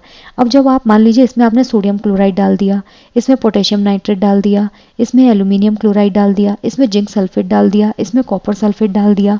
अब हम क्या करेंगे, जो आपका pH है pH पेपर को यूज करके अब हम इसकी pH को मालूम करने की कोशिश करेंगे। तो यहाँ पे पूछा है which of the salts are acidic, basic और न्यूट्रल। तो यहाँ जितने भी सॉल्ट्स आपने देखे हैं इनमें से आपको बताना है कि कौन से एसिडिक हैं, कौन से बेसिक हैं और कौन से न्यूट्रल हैं। तो अब यहाँ पे देखिए, जो सॉल्ट आपका स्ट्रॉन्ग एसिड और स्ट्रॉन्ग बेस से बनता है ना, वो हमेशा न्यूट्रल होता है किसकी पीएच वैल्यू के साथ, 7 की पीएच वैल्यू के साथ। अब मान लीजिए आपका NaCl है, ये क्या है, सॉल्ट कंपोजिशन है, ये आपका स्ट्रॉन्ग एसिड से बनता है और ये भी आपका किससे, स्ट्रॉन्ग बेस से बनता है। तो यहाँ पे जो सॉल्ट की पीएच वैल्यू होगी ना वो कितनी होगी आपकी 7। कैसे, HCl स्ट्रॉन्ग एसिड होता है, NaOH आपका स्ट्रॉन्ग बेस होता है, तो यहाँ क्या बनेगा आपका NaCl प्लस वाटर फॉर्मेशन। अब दूसरी को अगर हम बात करें, अगर एसिड स्ट्रॉन्ग है और बेस क्या है, वीक है, तो इसकी जो पीएच वैल्यू होती है वो 7 से कम होती है। ठीक है, अगर हम सॉल्ट की बात करें जहाँ पे एसिड क्या है, स्ट्रॉन्ग है और बेस क्या है, वीक है, तो एसिडिक जो होता है पीएच वैल्यू के साथ वो क्या होगा, इसकी 7 से कम हो जाएगी। जहाँ पे स्ट्रॉन्ग बेस होता है, वीक एसिड होता है, वो बेसिक होता है नेचर में और उसका जो पीएच होता है वो 7 से कम होगा। जैसे सॉल्ट है स्ट्रॉन्ग एसिड, मान लीजिए HCl है, बेस है वीक, ठीक है, अब हम वीक बेस के साथ अगर इसके रिएक्शन करवाएंगे, ये है आपका स्ट्रॉन्ग एसिड और ये है आपका वीक बेस, ठीक है, तो इसकी जो पीएच वैल्यू होगी ना वो कैसी होगी, 7 से कम। इसको सिंपल याद रखिएगा, जो चीज़ स्ट्रॉन्ग होगी ना उसका जो सॉल्ट होगा वो वैसा ही बन जाएगा। यहाँ पे स्ट्रॉन्ग क्या है, एसिड, तो ऑब्वियसली सॉल्ट कैसा होगा, एसिडिक सॉल्ट होगा और पीएच वैल्यू क्या हो जाएगी, 7 से कम। अब अगर स्ट्रॉन्ग बेस है और वीक एसिड है तो यहाँ क्या हो जाएगा आपका बेसिक सॉल्ट, इसकी पीएच वैल्यू क्या हो जाएगी, 7 से ज़्यादा। Chemicals from the common salt. By now you have learned that all the salt formed by the combination of hydrochloric acid and sodium hydroxide solution is called sodium chloride. अभी देखी थी हमने reaction HCl और NaOH, इसके साथ आपका NaCl बनता है, ठीक है। This is salt you are used in food. Normal salt है जो हम खाने में यूज करते हैं। You must have observed in the above activity that this is a neutral salt. ये क्या होता है आपका न्यूट्रल सॉल्ट। सी वाटर जो होता है इसके अंदर बहुत सारे सॉल्ट डिजोल्व होते हैं। जो समुद्र का पानी होता है उसमें क्या होता है, बहुत सारा नमक जो है वो डिजोल्व रहता है। सोडियम क्लोराइड जो होता है is separated from this salt. जो NaCl है वो सी सॉल्ट जो होता है, सी वाटर सॉल्ट, उससे अलग होता है। Deposit of solid salt are also found in several parts of the world. जो सॉलिड सॉल्ट है वो बहुत सारी जगह आपको डिपोजिशन मिल जाएगा। These large crystals are often brown due to impurity. जब आप शुरू में नमक देखोगे तो वो कैसा होता है, ब्राउन कलर का होता है। क्यों? क्योंकि उसमें बहुत ज़्यादा इम्प्योरिटीज प्रेजेंट होती हैं और इसी ब्राउन सॉल्ट को हम क्या बोलते हैं, रॉक सॉल्ट। आप घर पे अगर सेंधा नमक देखोगे या फिर रॉक सॉल्ट मार्केट में भी आता है तो आप देखिएगा ब्राउन शेड होता है। बाद में जब आप इसको पूरा अच्छे से प्रोसेस कर देते हो तो वो वाइट में कन्वर्ट हो जाता है। जो रॉक सॉल्ट होती है उसके जो बेड होते हैं, मतलब जहाँ पे रॉक सॉल्ट इकट्ठा रहता है, उन्हें जो बाइगोन एजेस हैं, मतलब जैसे जैसे समुद्र में उथल पुथल हुई, कुछ चेंजेस हुए, वैसे वैसे ये जो रॉक सॉल्ट हैं उनके बेड्स वहाँ पे तैयार किए गए। Rock salt is mined like coal. जो रॉक सॉल्ट होता है उसको कैसे कंपेयर किया जाता है, जैसे कोल माइंस होती हैं उसके जैसे। So you must have heard about Mahatma Gandhi Dandi march, क्योंकि दांडी यात्रा किसके लिए थी, Namak Satyagraha, NaCl। You know that sodium chloride was such an important symbol in our struggle for the freedom. अब है आपका कॉमन सॉल्ट। कॉमन सॉल्ट जो होता है वो रॉ मटेरियल होता है केमिकल्स के लिए। The common salt thus obtain in an important raw material for various material daily use such as sodium hydroxide. जो कॉमन सॉल्ट है उसे ऑब्टेन किया जाता है एक इंपॉर्टेंट रॉ मटेरियल की तरह, क्योंकि डेली यूज में हम इसको यूज करते हैं। अब सोडियम हाइड्रोक्साइड जो होता है दिस इज योर NaOH। फिर है बेकिंग सोडा। बेकिंग सोडा होता है आपका सोडियम हाइड्रोजन कार्बोनेट, ठीक है। वॉशिंग सोडा जो होता है this is your Na2CO3, clear. फिर होता है आपका ब्लीचिंग पाउडर CaOCl2, ये होता है आपका ब्लीचिंग पाउडर। और बहुत सारे सॉल्ट हैं जो हम डेली बेसिस पे यूज करते हैं। सोडियम हाइड्रोक्साइड साबुन वगैरह में यूज़ किया जाता है। सोडियम कार्बोनेट जो है वो सर्फ वगैरह बनाने में यूज़ होता है। Sodium hydrogen carbonate baking soda है, ठीक है। So let us know how one substance is used for making all this different substances. अब है सबसे पहले सोडियम हाइड्रोक्साइड। जब इलेक्ट्रिसिटी पास की जाती है एक एक्वस सॉल्यूशन से सोडियम क्लोराइड के, जिसे हम ब्राइन बोलते हैं। ब्राइन सॉल्यूशन जो है वो एग्जाम में पूछा जाता है, व्हाट इज ब्राइन सॉल्यूशन, ठीक है। जो सोडियम क्लोराइड होता है उसका आपने क्या किया, पानी में घोल के एक एक्वस सॉल्यूशन बना दिया। अब इस सोडियम क्लोराइड के एक्वस सॉल्यूशन से जब इलेक्ट्रिसिटी फ्लो की जाती है तो ये डीकम्पोज हो जाता है किसको बनाने के लिए, सोडियम हाइड्रोक्साइड। ये NaCl है, इसने वाटर के साथ रिएक्ट किया, ठीक है। तो ये धीरे धीरे डीकम्पोज होके क्या बना देता है आपका Na OH, सोडियम हाइड्रोक्साइड। ये जो प्रोसेस होती है इसे हम बोलते हैं क्लोर एल्काली प्रोसेस। यहाँ पे जो प्रोसेस यूज हुई है this is your chlor alkali process. Clear? Because of the products formed chlor for chlorine, जो क्लोर है वो यहाँ पे क्या है? क्लोरीन, ठीक है। और जो एल्काली है वो यहाँ पे क्या है? सोडियम हाइड्रोक्साइड, ठीक है। यहाँ कैसे बनेगा? ये NaOH इसके साथ रिएक्ट करेगा प्लस यहाँ पे क्या रिलीज हो जाएगा? आपका Cl2। आई जस्ट होप कि आपको ये अच्छे से समझ में आया है। जब भी हम सोडियम क्लोराइड का एक एक्वस सोल्यूशन बनाते हैं, एक्वस सोल्यूशन कैसे बनेगा? जब आप सोडियम क्लोराइड को पानी में डिसॉल्व करोगे, उससे जब हम इलेक्ट्रिसिटी को पास करते हैं, तो जब आप सोडियम क्लोराइड को पानी में घोल के इलेक्ट्रिसिटी पास करते हो, this is your brine solution. इसे हम क्या बोलते हैं? ब्राइन। और इसमें सोडियम हाइड्रोक्साइड जो है वो हमें ऑब्टेन होता है। इस प्रोसेस को बोला जाता है क्लोर एल्काली प्रोसेस। क्यों? क्योंकि इसमें जो प्रोडक्ट्स बनते हैं उसमें क्लोर क्या होता है? क्लोरीन, और एल्काली क्या हो जाएगा? आपका सोडियम हाइड्रोक्साइड। ओके, अब यहाँ देखिए 2NaCl है, ठीक है। वाटर के साथ रिएक्ट किया, वाटर लिक्विड है क्योंकि नमक को हम पानी में घोलेंगे तभी उसका एक्वस सॉल्यूशन बनेगा। ये होता है आपका ब्राइन सॉल्यूशन। यहाँ पे क्या बना आपका? 2NaOH, Cl2 गैस बनी और हाइड्रोजन गैस यहाँ रिलीज हो जाएगी। तो क्लोरीन गैस जो होती है ना वो कहाँ जाती है? एनोड पे, ठीक है। अब यहाँ पे देखिए आपने इलेक्ट्रिक करंट पास किया, ठीक है। क्लोर एल्काली प्रोसेस में क्या होता है? ये आपका सॉल्यूशन है कौन सा? ब्राइन। ब्राइन सॉल्यूशन मतलब जहां आपने NaCl को वाटर के साथ डिसॉल्व कर दिया, क्या ऑब्टेन करने के लिए? NaOH, ठीक है। अब यहाँ पे दो रॉड होती हैं, एक होती है एनोड रॉड और एक होती है कैथोड रॉड, ठीक है। क्लोरीन गैस जो होती है वो कहाँ जाती है? एनोड रोड पे जाके डिपॉजिट हो जाएगी। क्यों? क्योंकि क्लोरीन पे कैसा चार्ज होता है? नेगेटिव, और एनोड क्या होती है? Positively charge. और जो हाइड्रोजन गैस होती है वो कैथोड पे चली जाएगी क्योंकि कैथोड क्या होता है? आपका नेगेटिव, और हाइड्रोजन पे क्या होता है? आपका प्लस चार्ज, ठीक है। और जो सोडियम हाइड्रोक्साइड सोल्यूशन इसमें बनता है वो कहाँ जाएगा? आपका धीरे धीरे कैथोड के पास जाके इकट्ठा हो जाता है। ये जो 3 प्रोडक्ट इसमें बनते हैं ये सारे क्या होते हैं? अपने आप में यूजफुल होंगे। तो यहाँ पे देखिए जो क्लोरीन होती है इसको हम कहाँ यूज़ करते हैं? वेस्ट वाटर ट्रीटमेंट में यूज़ होता है। जब हम स्विमिंग पूल का पानी गंदा हो जाता है उसको साफ करने में यूज़ करते हैं। एज ए डिसइंफेक्टेंट यूज़ होता है, टिंचर आयोडीन वगैरह। क्लोरोफ्लोरोकार्बन में इसको यूज़ किया जाता है, पेस्टिसाइड्स में यूज़ किया जाता है, आपके PVC जो है उसमें यूज़ किया जाता है। तो ये हैं सारे आपके क्लोरीन के यूज़। क्लोरीन नेगेटिवली चार्ज होती है इसलिए एनोड की तरफ ये अट्रैक्ट हो जाएगी। यहाँ से हम ब्राइन सोल्यूशन पास करते हैं, ये यहाँ पे एनोड रॉड होती है, ये यहाँ पे कैथोड रॉड होती है। यहाँ से Cl2 गैस निकली जो एनोड के पास जाएगी, यहाँ से हाइड्रोजन गैस निकली जो कैथोड के पास जाके इकट्ठी हो जाती है।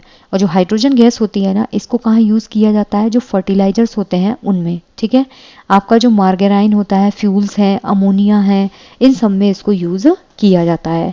दूसरा अगर हम बात करें कि जो आपका NaOH सोल्यूशन होता है इसको कहाँ यूज़ करा जाता है? सोप में, डिटर्जेंट में, पेपर मेकिंग, आर्टिफिशियल फाइबर और डीग्रीजिंग मटेरियल जो होते हैं उनमें NaOH को यूज़ किया जाता है। ये सारे यूज़ आपको याद करने पड़ेंगे। अब है कई बार एग्जाम में ये भी पूछा जाता है कि जब आप ब्राइन सॉल्यूशन जो होता है उसको रिएक्ट करते हो, उसमें जब इलेक्ट्रोलाइसिस करते हो तो उस प्रोसेस को किस नाम से जाना जाता है? तो याद रखिएगा this process is known as chlor alkali process. अगर आपको ये चीज़ याद है ना, ये इक्वेशन, तो आप इजीली इसको सॉल्व कर लेंगे, ठीक है। ये वाला पार्ट होता है ब्राइन सोल्यूशन। ब्राइन सोल्यूशन जो है वो क्या बना देता है? क्लोर एल्काली प्रोडक्ट्स। अब है ब्लीचिंग पाउडर। ब्लीचिंग पाउडर जो होता है, क्लोरीन जो है वो इलेक्ट्रोलाइसिस से बनता है। अभी हमने ऊपर देखा था किसके? सोडियम क्लोराइड, यानी कि जो ब्राइन सोल्यूशन होता है, aqueous sodium chloride solution is always known as brine solution. तो ये जो ब्राइन सोल्यूशन है इसका जब हमने इलेक्ट्रोलाइसिस किया तो यहाँ पे क्लोरीन गैस निकली थी, यहाँ से जो किस पे जाती है? एनोड पे। ये जो क्लोरीन गैस होती है इसको हम किस में यूज़ करते हैं? ब्लीचिंग पाउडर जो है उसके फॉर्मेशन में इस क्लोरीन गैस को यूज़ किया जाता है, क्योंकि ब्लीचिंग पाउडर का फॉर्मूला क्या है? CaOCl2, ठीक है, calcium oxy chloride. Bleaching powder जो है वो कैसे बनता है? जब क्लोरीन जो होती है ना उसको हम स्लेक्ड लाइम यानी कि कैल्शियम हाइड्रोक्साइड के साथ रिएक्ट करवाते हैं तो जो ब्लीचिंग पाउडर फॉर्म होगा वो क्या होगा? कैल्शियम ऑक्सी क्लोराइड, और यहाँ से वाटर जो है वो रिलीज हो जाता है। तो ये जो कैल्शियम ऑक्सी क्लोराइड है इसे ही हम क्या बोलते हैं? ये थोड़ा कॉम्प्लेक्स प्रोसेस यहाँ पे होती है। ब्लीचिंग पाउडर कैसे बनता है? जब आप कैल्शियम हाइड्रोक्साइड, इसी को ही क्या बोला जाता है? आपका स्लेक्ड लाइम, और इसी को ही बोला जाता है बुझा हुआ चूना, ठीक है। जब Cl2 के साथ आप इसको रिएक्ट करवाते हो तो ये क्या बना देता है, कैल्शियम ऑक्सी क्लोराइड। ये है आपका ब्लीचिंग पाउडर और यहाँ से वाटर जो है वो रिलीज हो जाता है। अब ब्लीचिंग पाउडर कहाँ यूज होता है, आप जो ड्रिंकिंग वाटर यूज करते हो उसमें ब्लीचिंग पाउडर ट्रीटमेंट दिया जाता है जिससे पानी को जर्म्स फ्री बनाया जा सके, तो ये पॉइंट ठीक है। जो केमिकल इंडस्ट्रीज होती हैं उनमें इसको एज ए ऑक्सीडाइजिंग एजेंट हम यूज करते हैं। कई बार हम बोलते हैं कि साड़ी को ब्लीचिंग पे डाल दो, साड़ी सूट को ब्लीचिंग के लिए डाल दो, ठीक है। अब जो टेक्सटाइल इंडस्ट्री होती है जहाँ सारे कपड़े बनते हैं वहाँ पे जो कॉटन होता है और जो लिनन है उसकी ब्लीचिंग के लिए भी इसको यूज किया जाता है। For bleaching wood pulp in paper factories and for bleaching washed clothes in laundry. जब हम लॉन्ड्री के लिए कपड़े देते हैं तो वहाँ पे कपड़ों को धोने के लिए कैल्शियम ऑक्सी क्लोराइड यूज होता है और जो पेपर फैक्ट्री है उसमें वुड पल्प जो है उसको ब्लीच करने के लिए इसको यूज किया जाता है। अब है आपका बेकिंग सोडा। बेकिंग सोडा होता है सोडियम हाइड्रोजन कार्बोनेट, ठीक है। बेकिंग सोडा जो है उसे कॉमनली यूज किया जाता है किचन में टेस्टी क्रिस्पी पकौड़ा बनाने के लिए, केक में यूज करते हैं, इनो के लिए इनो के तौर पे यूज करते हैं, इडली बैटर में डाला जाता है। इसे कई बार फास्टर कुकिंग के लिए भी यूज करते हैं। घर पे छोले बनते हैं, जब हमें छोले उबालने होते हैं तो हम उसमें थोड़ा सा सोडा डाल देते हैं, क्यों, क्योंकि उससे जो छोले बॉईल होता है वो बहुत फास्टर प्रोसेस हो जाती है। The chemical name of the compound is sodium hydrogen carbonate. NaHCO3 होता है, ये प्रोड्यूस होता है कैसे, जब हम सोडियम क्लोराइड, ठीक है, one of the raw material, सारी चीजें हमें किससे मिलेंगी, सोडियम क्लोराइड से। अब जब सोडियम क्लोराइड जो है इसकी रिएक्शन हमने वाटर से करवाई, CO2 से करवाई और अमोनिया से करवाई। इन 4 चीजों के साथ जब आप इसको रिएक्ट करवाते हैं तो आपको क्या बनता है, अमोनियम क्लोराइड, और यहाँ क्या मिलेगा आपको, सोडियम हाइड्रोजन बाइकार्बोनेट, ठीक है। ये रिएक्शंस आपको याद करनी पड़ेंगी। जब आप सोडियम क्लोराइड को पानी के साथ रिएक्ट करते हो, CO2 के साथ रिएक्ट करवाते हो और NH3 के साथ, तो जैसे ये अमोनिया के साथ रिएक्ट करेगा अमोनियम क्लोराइड बनाएगा और यहाँ पे अमोनियम हाइड्रोजन कार्बोनेट बना देगा। अब आपने देखा कि सोडियम जो हाइड्रोजन कार्बोनेट है, ठीक है, इसका pH जो है एग्जैक्टली क्या है, can you correlate why it can be use to neutralise an acid. हम एसिड जो है उसको न्यूट्रलाइज करने के लिए इसको क्यों यूज करते हैं, क्यों, जो नीटल हमने प्लांट पढ़ा था, जब नीटल प्लांट की स्टिंग जो है मीथेनोइक एसिड इंड्यूस करती है तो उस केस में हम सोडियम हाइड्रोजन कार्बोनेट को यूज करते हैं। तो ये क्या करता है, एज ए बेस उस टाइम काम करता है। It's a mild non corrosive basic salt. ये क्या होता है, बहुत माइल्ड सॉल्ट होता है, कैसा, बेसिक। अब जो रिएक्शन है वो कैसे होगी कुकिंग में, अब मान लीजिए आपने सोडियम बाइकार्बोनेट है इसको किसी भी खाने में डाल दिया, ठीक है, ये आपका सोडियम हाइड्रोजन कार्बोनेट है, आपने गैस जलाई, छोले के संग डाला, मान लीजिए गैस जलाई, हीटअप हुआ, हीटअप होने पे क्या बना देता है, सोडियम हाइड्रोजन, सोडियम कार्बोनेट, और पानी रिलीज कर देगा और CO2 जो है उसको रिलीज ये कर देता है, ठीक है। तो जो सोडियम हाइड्रोजन कार्बोनेट होता है इसके बहुत सारे यूज होते हैं जो हम घर में देखते हैं। जैसे ही आपने छोले के संग सोडियम बाइकार्बोनेट डाला, ये हीटअप होगा, हीटअप होके क्या बना देता है, Na2CO3, जैसे हम बोलते हैं सोडियम कार्बोनेट, पानी रिलीज करता है और CO2 गैस को रिलीज कर देगा। For making baking powder, baking powder जो है उसको बनाने के लिए जो कि मिक्सचर होता है बेकिंग सोडा यानी कि सोडियम हाइड्रोजन कार्बोनेट और एक mild edible acid such as tartaric acid, हम 2 सॉल्ट यूज करते हैं। एक तो होता है सोडा, घर पे मम्मी बोलती हैं बेकिंग सोडा, और एक होता है बेकिंग पाउडर, ठीक है। अब अगर हमें बेकिंग पाउडर बनाना है तो वो कैसे बनेगा, बेकिंग सोडा से, ठीक है। इस बेकिंग सोडा के मिक्सचर जो होता है उसको हम किससे रिएक्ट करवाते हैं, बेकिंग सोडा याद रखना सोडियम हाइड्रोजन कार्बोनेट, इसके साथ हम क्या डाल देंगे, टार्ट्रिक एसिड। टार्ट्रिक एसिड किस में प्रेजेंट होता है, इमली यानी कि टैमरिंड में।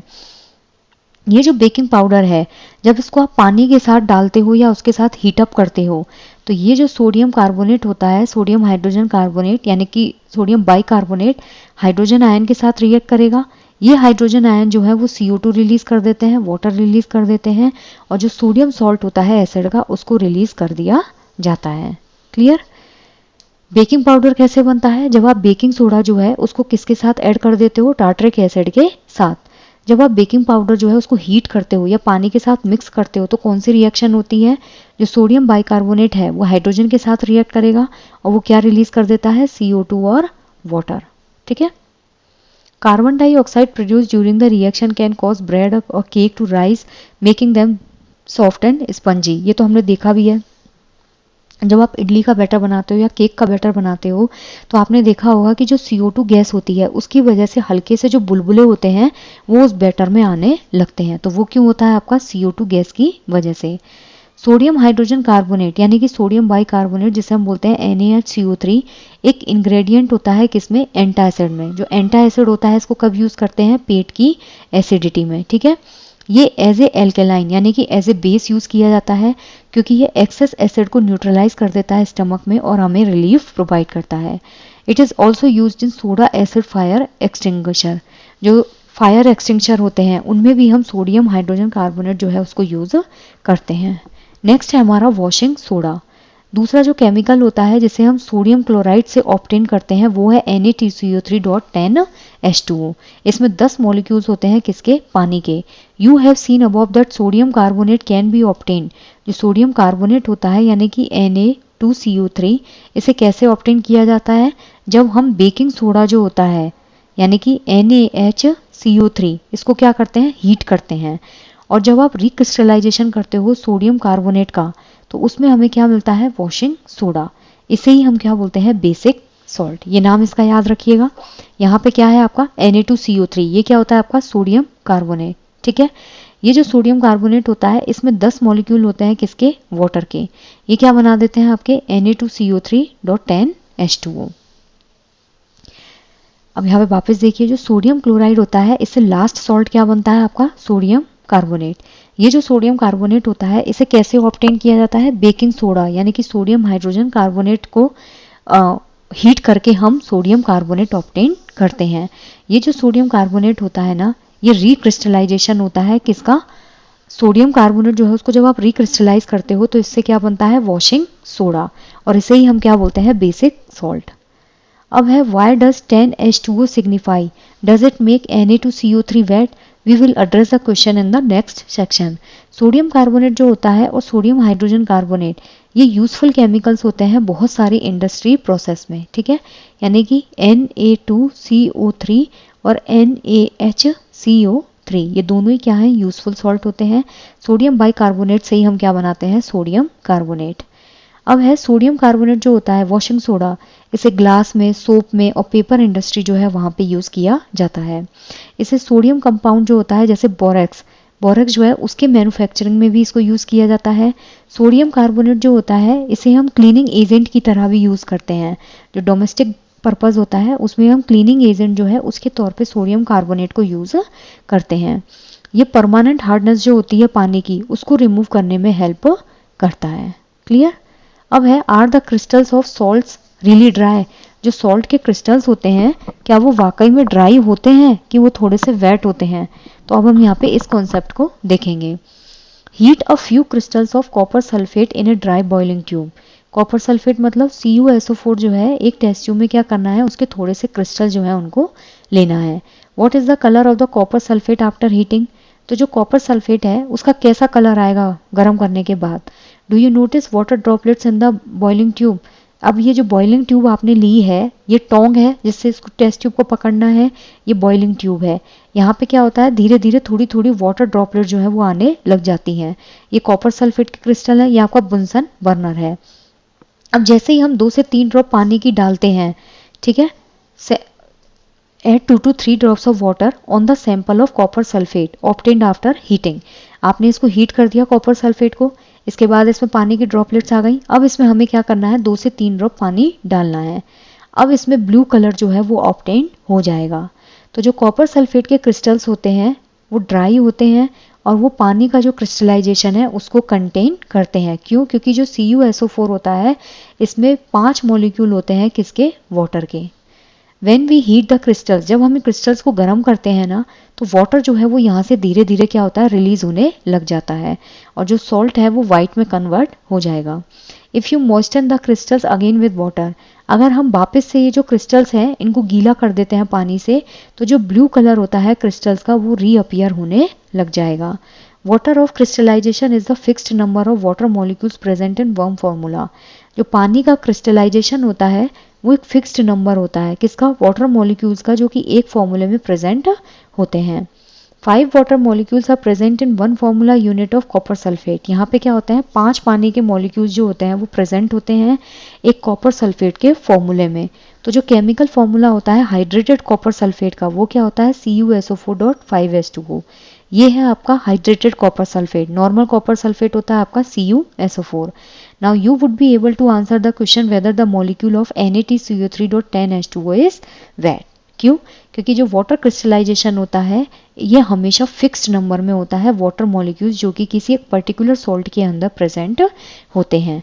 यानी कि जो सोडियम कार्बोनेट है उसके अंदर 10 मॉलिक्यूल्स ऑफ वाटर जो है वो प्रेजेंट हैं, जो कि वाटर के क्रिस्टलाइजेशन की फॉर्म में है। जब आप इसको गर्म करोगे तो यहाँ से भी पानी रिलीज होगा।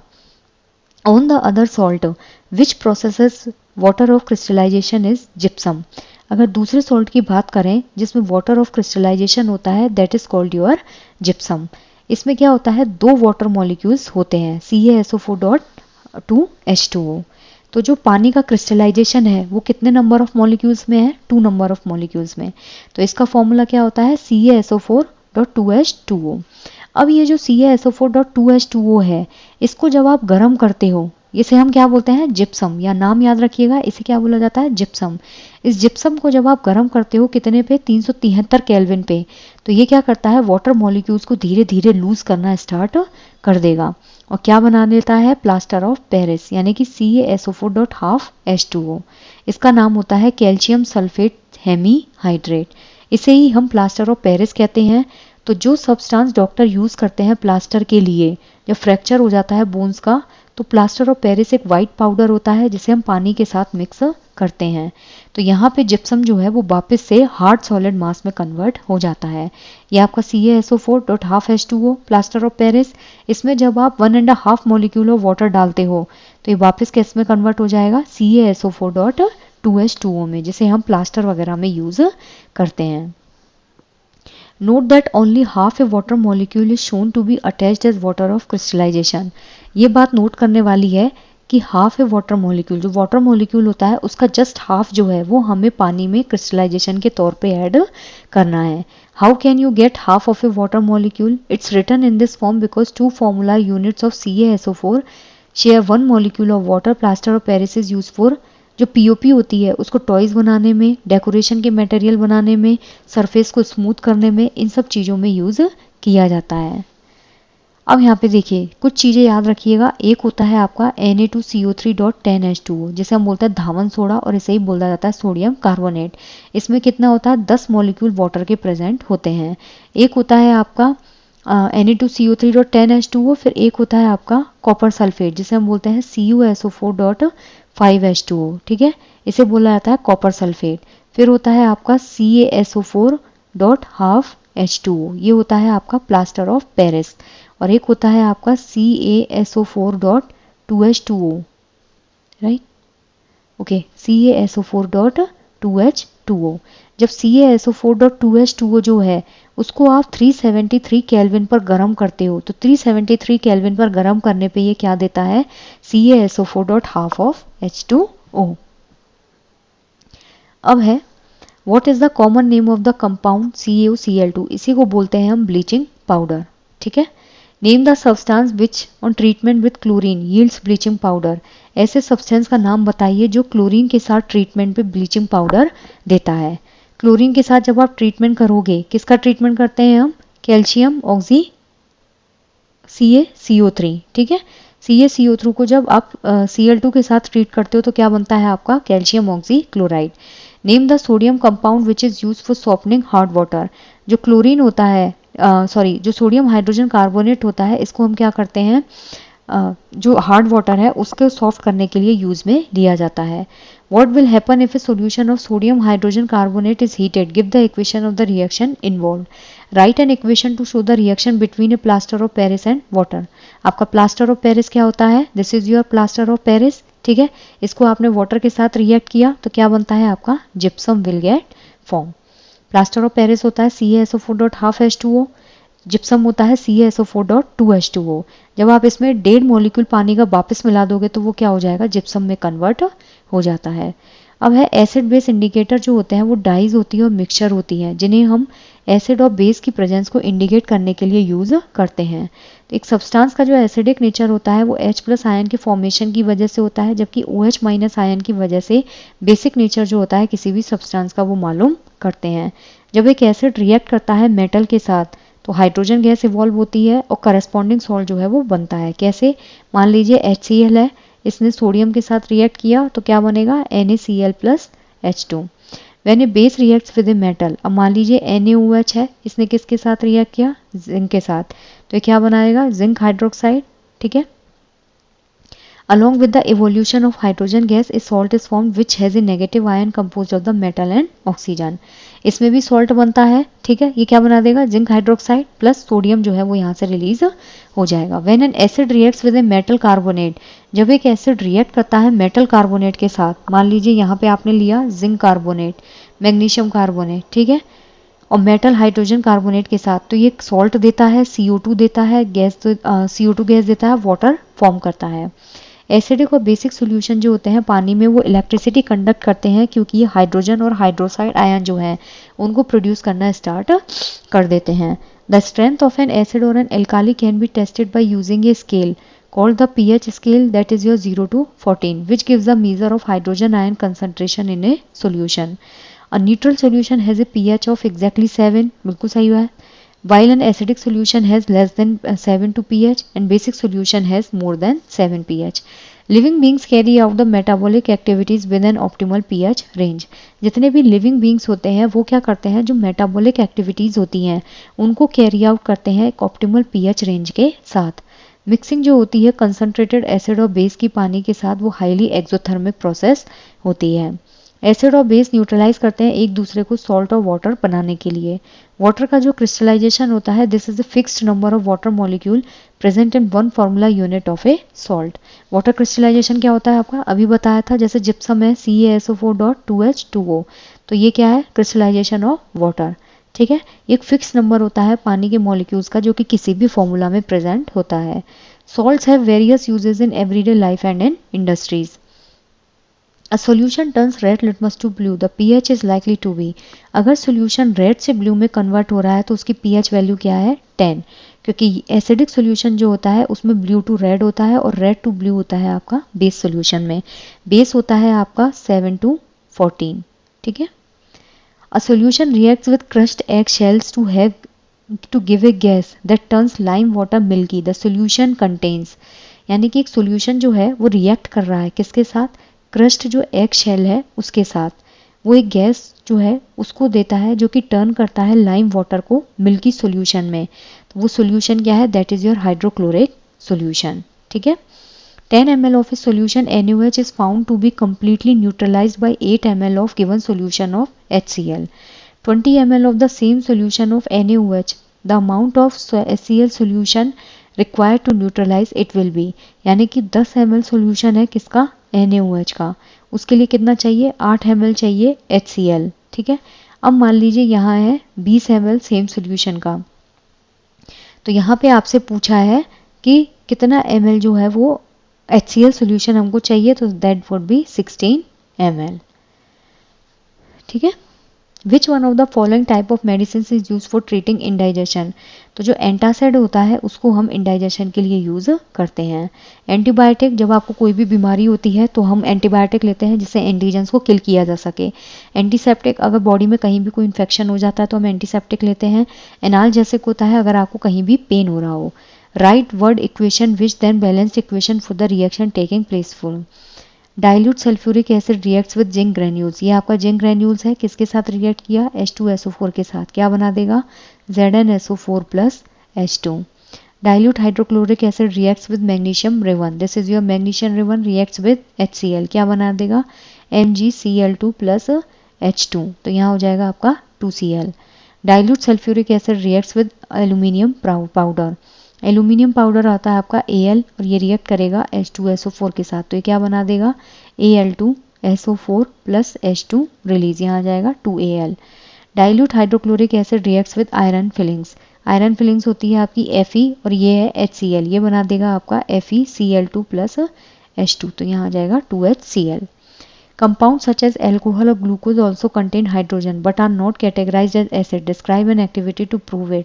जो अल्कोहल होता है उसका फॉर्मूला होता है आपका C2H5OH इथेनॉल, और ग्लूकोज होता है आपका C6H12 और O6। तो इनमें हाइड्रोजन है, इसमें भी है और इसमें भी है, ठीक है। लेकिन ये इनको एसिड्स नहीं कहा जाता। इनको एसिड इसलिए नहीं कहा जाता, पहली बात तो इनका आयोनाइजेशन नहीं होता। जब आप इनको वाटर के साथ सोल्यूबल करोगे तो ये कभी भी H+ आयन जो है उसको ज़्यादा क्वांटिटी में मतलब डिसोसिएट नहीं करता है। Why does distilled water not conduct electricity whereas rain water does? जो डिस्टिल वाटर होता है ना, इसके अंदर कोई भी आयन प्रेजेंट नहीं होता है और ये प्रॉपरली अपने आप को डिसोसिएट नहीं कर पाता, जबकि जो रेन वाटर होता है उसके अंदर इम्प्योरिटीज भी होती हैं और मिनरल्स भी प्रेजेंट होते हैं। Why do acid not show acidic behavior in the absence of water? जो एसिड होता है वो पानी की एब्सेंस में एसिडिक बिहेवियर को इसलिए नहीं शो करता क्योंकि पानी जब तक ऐड नहीं होगा उसका प्रोटोनेशन ऑफ हाइड्रोजन आयन नहीं होगा। 5 solution A, B, C, D, E even tested with universal indicator showed pH as 4, 1, 11, 7, 9. Which solution is 4? क्या है आपका एसिडिक सोल्यूशन, ठीक है। तो ये है आपका strongly acidic 4, sorry strongly acidic है 1। फिर है आपका न्यूट्रल, न्यूट्रल है 7। फिर आपसे पूछा है स्ट्रांगली एल्कलाइन, स्ट्रांगली एल्कलाइन है आपका 11। फिर है आपका वीकली एसिडिक, वीकली एसिडिक है आपका 4। वीकली एल्कलाइन है आपका 9, ठीक है। अब है equal length of magnesium ribbon are taken in test tube A and B. ये आपका ए है टेस्ट ट्यूब और ये बी है, यहाँ पे भी मैग्नीशियम है और यहाँ पे भी मैग्नीशियम है। हाइड्रोक्लोरिक एसिड जो है वो ऐड किया है टेस्ट ट्यूब ए में, जबकि एसिटिक एसिड ऐड किया है टेस्ट ट्यूब बी में। Amount and concentration of taken for both the acids are same, दोनों की जो कंसंट्रेशन है वो सेम है और दोनों का अमाउंट सेम है।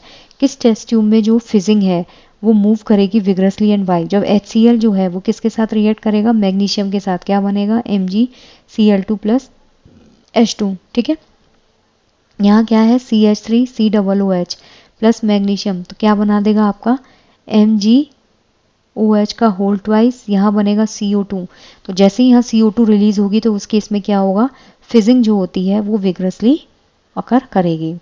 Fresh milk has a pH of 6. How do you think that pH will change as it turns into curd? Explain your answer. जो फ्रेश मिल्क होता है उसका pH मान लीजिए 6 है, तो ये बियरेबल pH होता है। अब अगर हमें इसकी pH चेंज करनी है तो हमें क्या करना है? दही बनाते वक्त इसकी pH को कम करना होगा। जैसे pH कम हो जाएगी वैसे ही जो दूध होता है वो किस में कन्वर्ट हो जाता है? लैक्टिक एसिड में। A milkman adds a very small amount of baking soda to fresh milk. Baking soda होता है आपका sodium hydrogen carbonate. Why does he shift the pH of the fresh milk from 6 to slightly alkaline? जो pH है उसको shift क्यों किया गया? 6 से उसके pH को एल्केलाइन क्यों किया गया? Why does this milk take a long time to set as curd? अब ये जो मिल्क है वो लंबा टाइम लेगा कर्ड में सेट होने में। क्यों? क्योंकि दही जितना ज़्यादा बैक्टीरिया उसमें पनपेंगे, जितना ज़्यादा खट्टा होगा दही उतना ज़्यादा अच्छा होगा। Plaster of Paris should be stored in moisture poor container, explain by. जो प्लास्टर ऑफ पेरिस होता है आपका यानी कि CaSO4.half तो इसको जो है वो मॉइस्चर प्रूफ कंटेनर में जो है स्टोर करने रखना चाहिए। क्यों? क्योंकि जैसे ही आप प्लास्टर ऑफ पेरिस को खुला छोड़ोगे तो और जैसे ही इसने अपने 1.5 मॉलिक्यूल जो होते हैं पानी के उनके साथ रिएक्ट करना चालू किया तो ये तुरंत क्या बना लेता है? अपना जिप्सम जो है उसको तुरंत फॉर्म कर देगा। तो उस प्रोसेस को इनिबिट करने के लिए हम प्लास्टर ऑफ पेरिस को हमेशा वाटरप्रूफ कंटेनर में रखते हैं। What is a neutralisation reaction? Give 2 examples. जो न्यूट्रलाइजेशन रिएक्शन होती है उसमें हम एसिड जो है उसको बेस के साथ रिएक्ट करवाते हैं, then they make salt plus water. Give 2 important uses of washing soda and baking soda. जो बेकिंग सोडा होता है इसे हम कहाँ यूज़ करते हैं? आपका जितना भी वाटर है उसके डिसइंफेक्शन में यूज़ किया जाता है। दूसरा, आप बेकरी प्रोडक्ट्स में इसको यूज़ करते हो। वॉशिंग सोडा जो होता है आपका साबुन वगैरह बनाने के काम में आता है, डिटर्जेंट वगैरह बनाने के काम में आता है, ठीक है। सो आई जस्ट होप गाइज कि आपको ये बहुत अच्छे से समझ में आया है। अगर कोई भी इस चैप्टर में डाउट हो तो आप कमेंट्स में पूछ सकते हैं। यहाँ पे एक दिया हुआ है सोडा एसिड फायर एक्सटिंक्शर। यहाँ पे जो रिएक्शन है एसिड की वो किसके साथ की है? मेटल हाइड्रोजन कार्बोनेट यानी कि NaHCO3 के साथ। इसे हम किस में यूज़ करेंगे? फायर एक्सटिंक्शन में, जिससे CO2 को बनाया जा सके। हम 20 ml NaHCO3 लेते हैं वॉश बोतल में। ये मान लीजिए आपने एक वॉश बोतल ली है, इसमें आपने क्या किया? NaHCO3 लिया। Suspend an ignition tube containing dilute sulphuric acid. अब हम इसमें क्या करते हैं? इग्निशन ट्यूब जो होती है उसको डाल देते हैं जिसमें डाइल्यूट सल्फ्यूरिक एसिड होता है। इसके अंदर क्या है? आपने ये एक इग्निशन ट्यूब डाली जिसके अंदर क्या है? Dilute sulphuric acid. Ignition tube होती है ये। अब close the mouth of the wash bottle, अब ये जो वॉश बॉटल है इसका मुंह जो है हम बंद कर देंगे। Tilt the wash bottle so that the acid from the ignition tube, अब हम इस बोतल को क्या करेंगे, थोड़ा सा टेढ़ा करेंगे, जिससे कि जो इग्निशन ट्यूब में क्या था आपका सल्फ्यूरिक एसिड था, ठीक है। ये सल्फ्यूरिक एसिड जो होता है वो, एक second, so that the acid from the ignition tube, जो एसिड है dilute sulphuric acid ignition tube से वो NaHCO3 जो है उसमें नीचे की तरफ डिजोल्व होना स्टार्ट कर दे। You will notice discharge coming out of the nozzle, यहाँ से क्या होता है, डिस्चार्ज जो है वो बाहर आ रहा है। Direct the discharge on a burning candle, ये जो डिस्चार्ज है अब इसको जब आप बर्निंग कैंडल पे लेके जाएंगे तो क्या होगा, यहाँ क्या है आपका H2SO4, यहाँ क्या है NaHCO3, ये है आपका स्ट्रॉन्ग एसिड, ये है आपका बेस। अब जब ये आपस में रिएक्ट करेंगे तो ये क्या बना देते हैं, NaSO4 sodium sulphate CO2 plus water, तो यहाँ क्या बना, सॉल्ट बन जाएगा, कार्बन डाइऑक्साइड और वाटर जो है वो रिलीज हो जाएगा, ठीक है। सो आई जस्ट होप कि आपको ये बहुत अच्छे से समझ में आया है।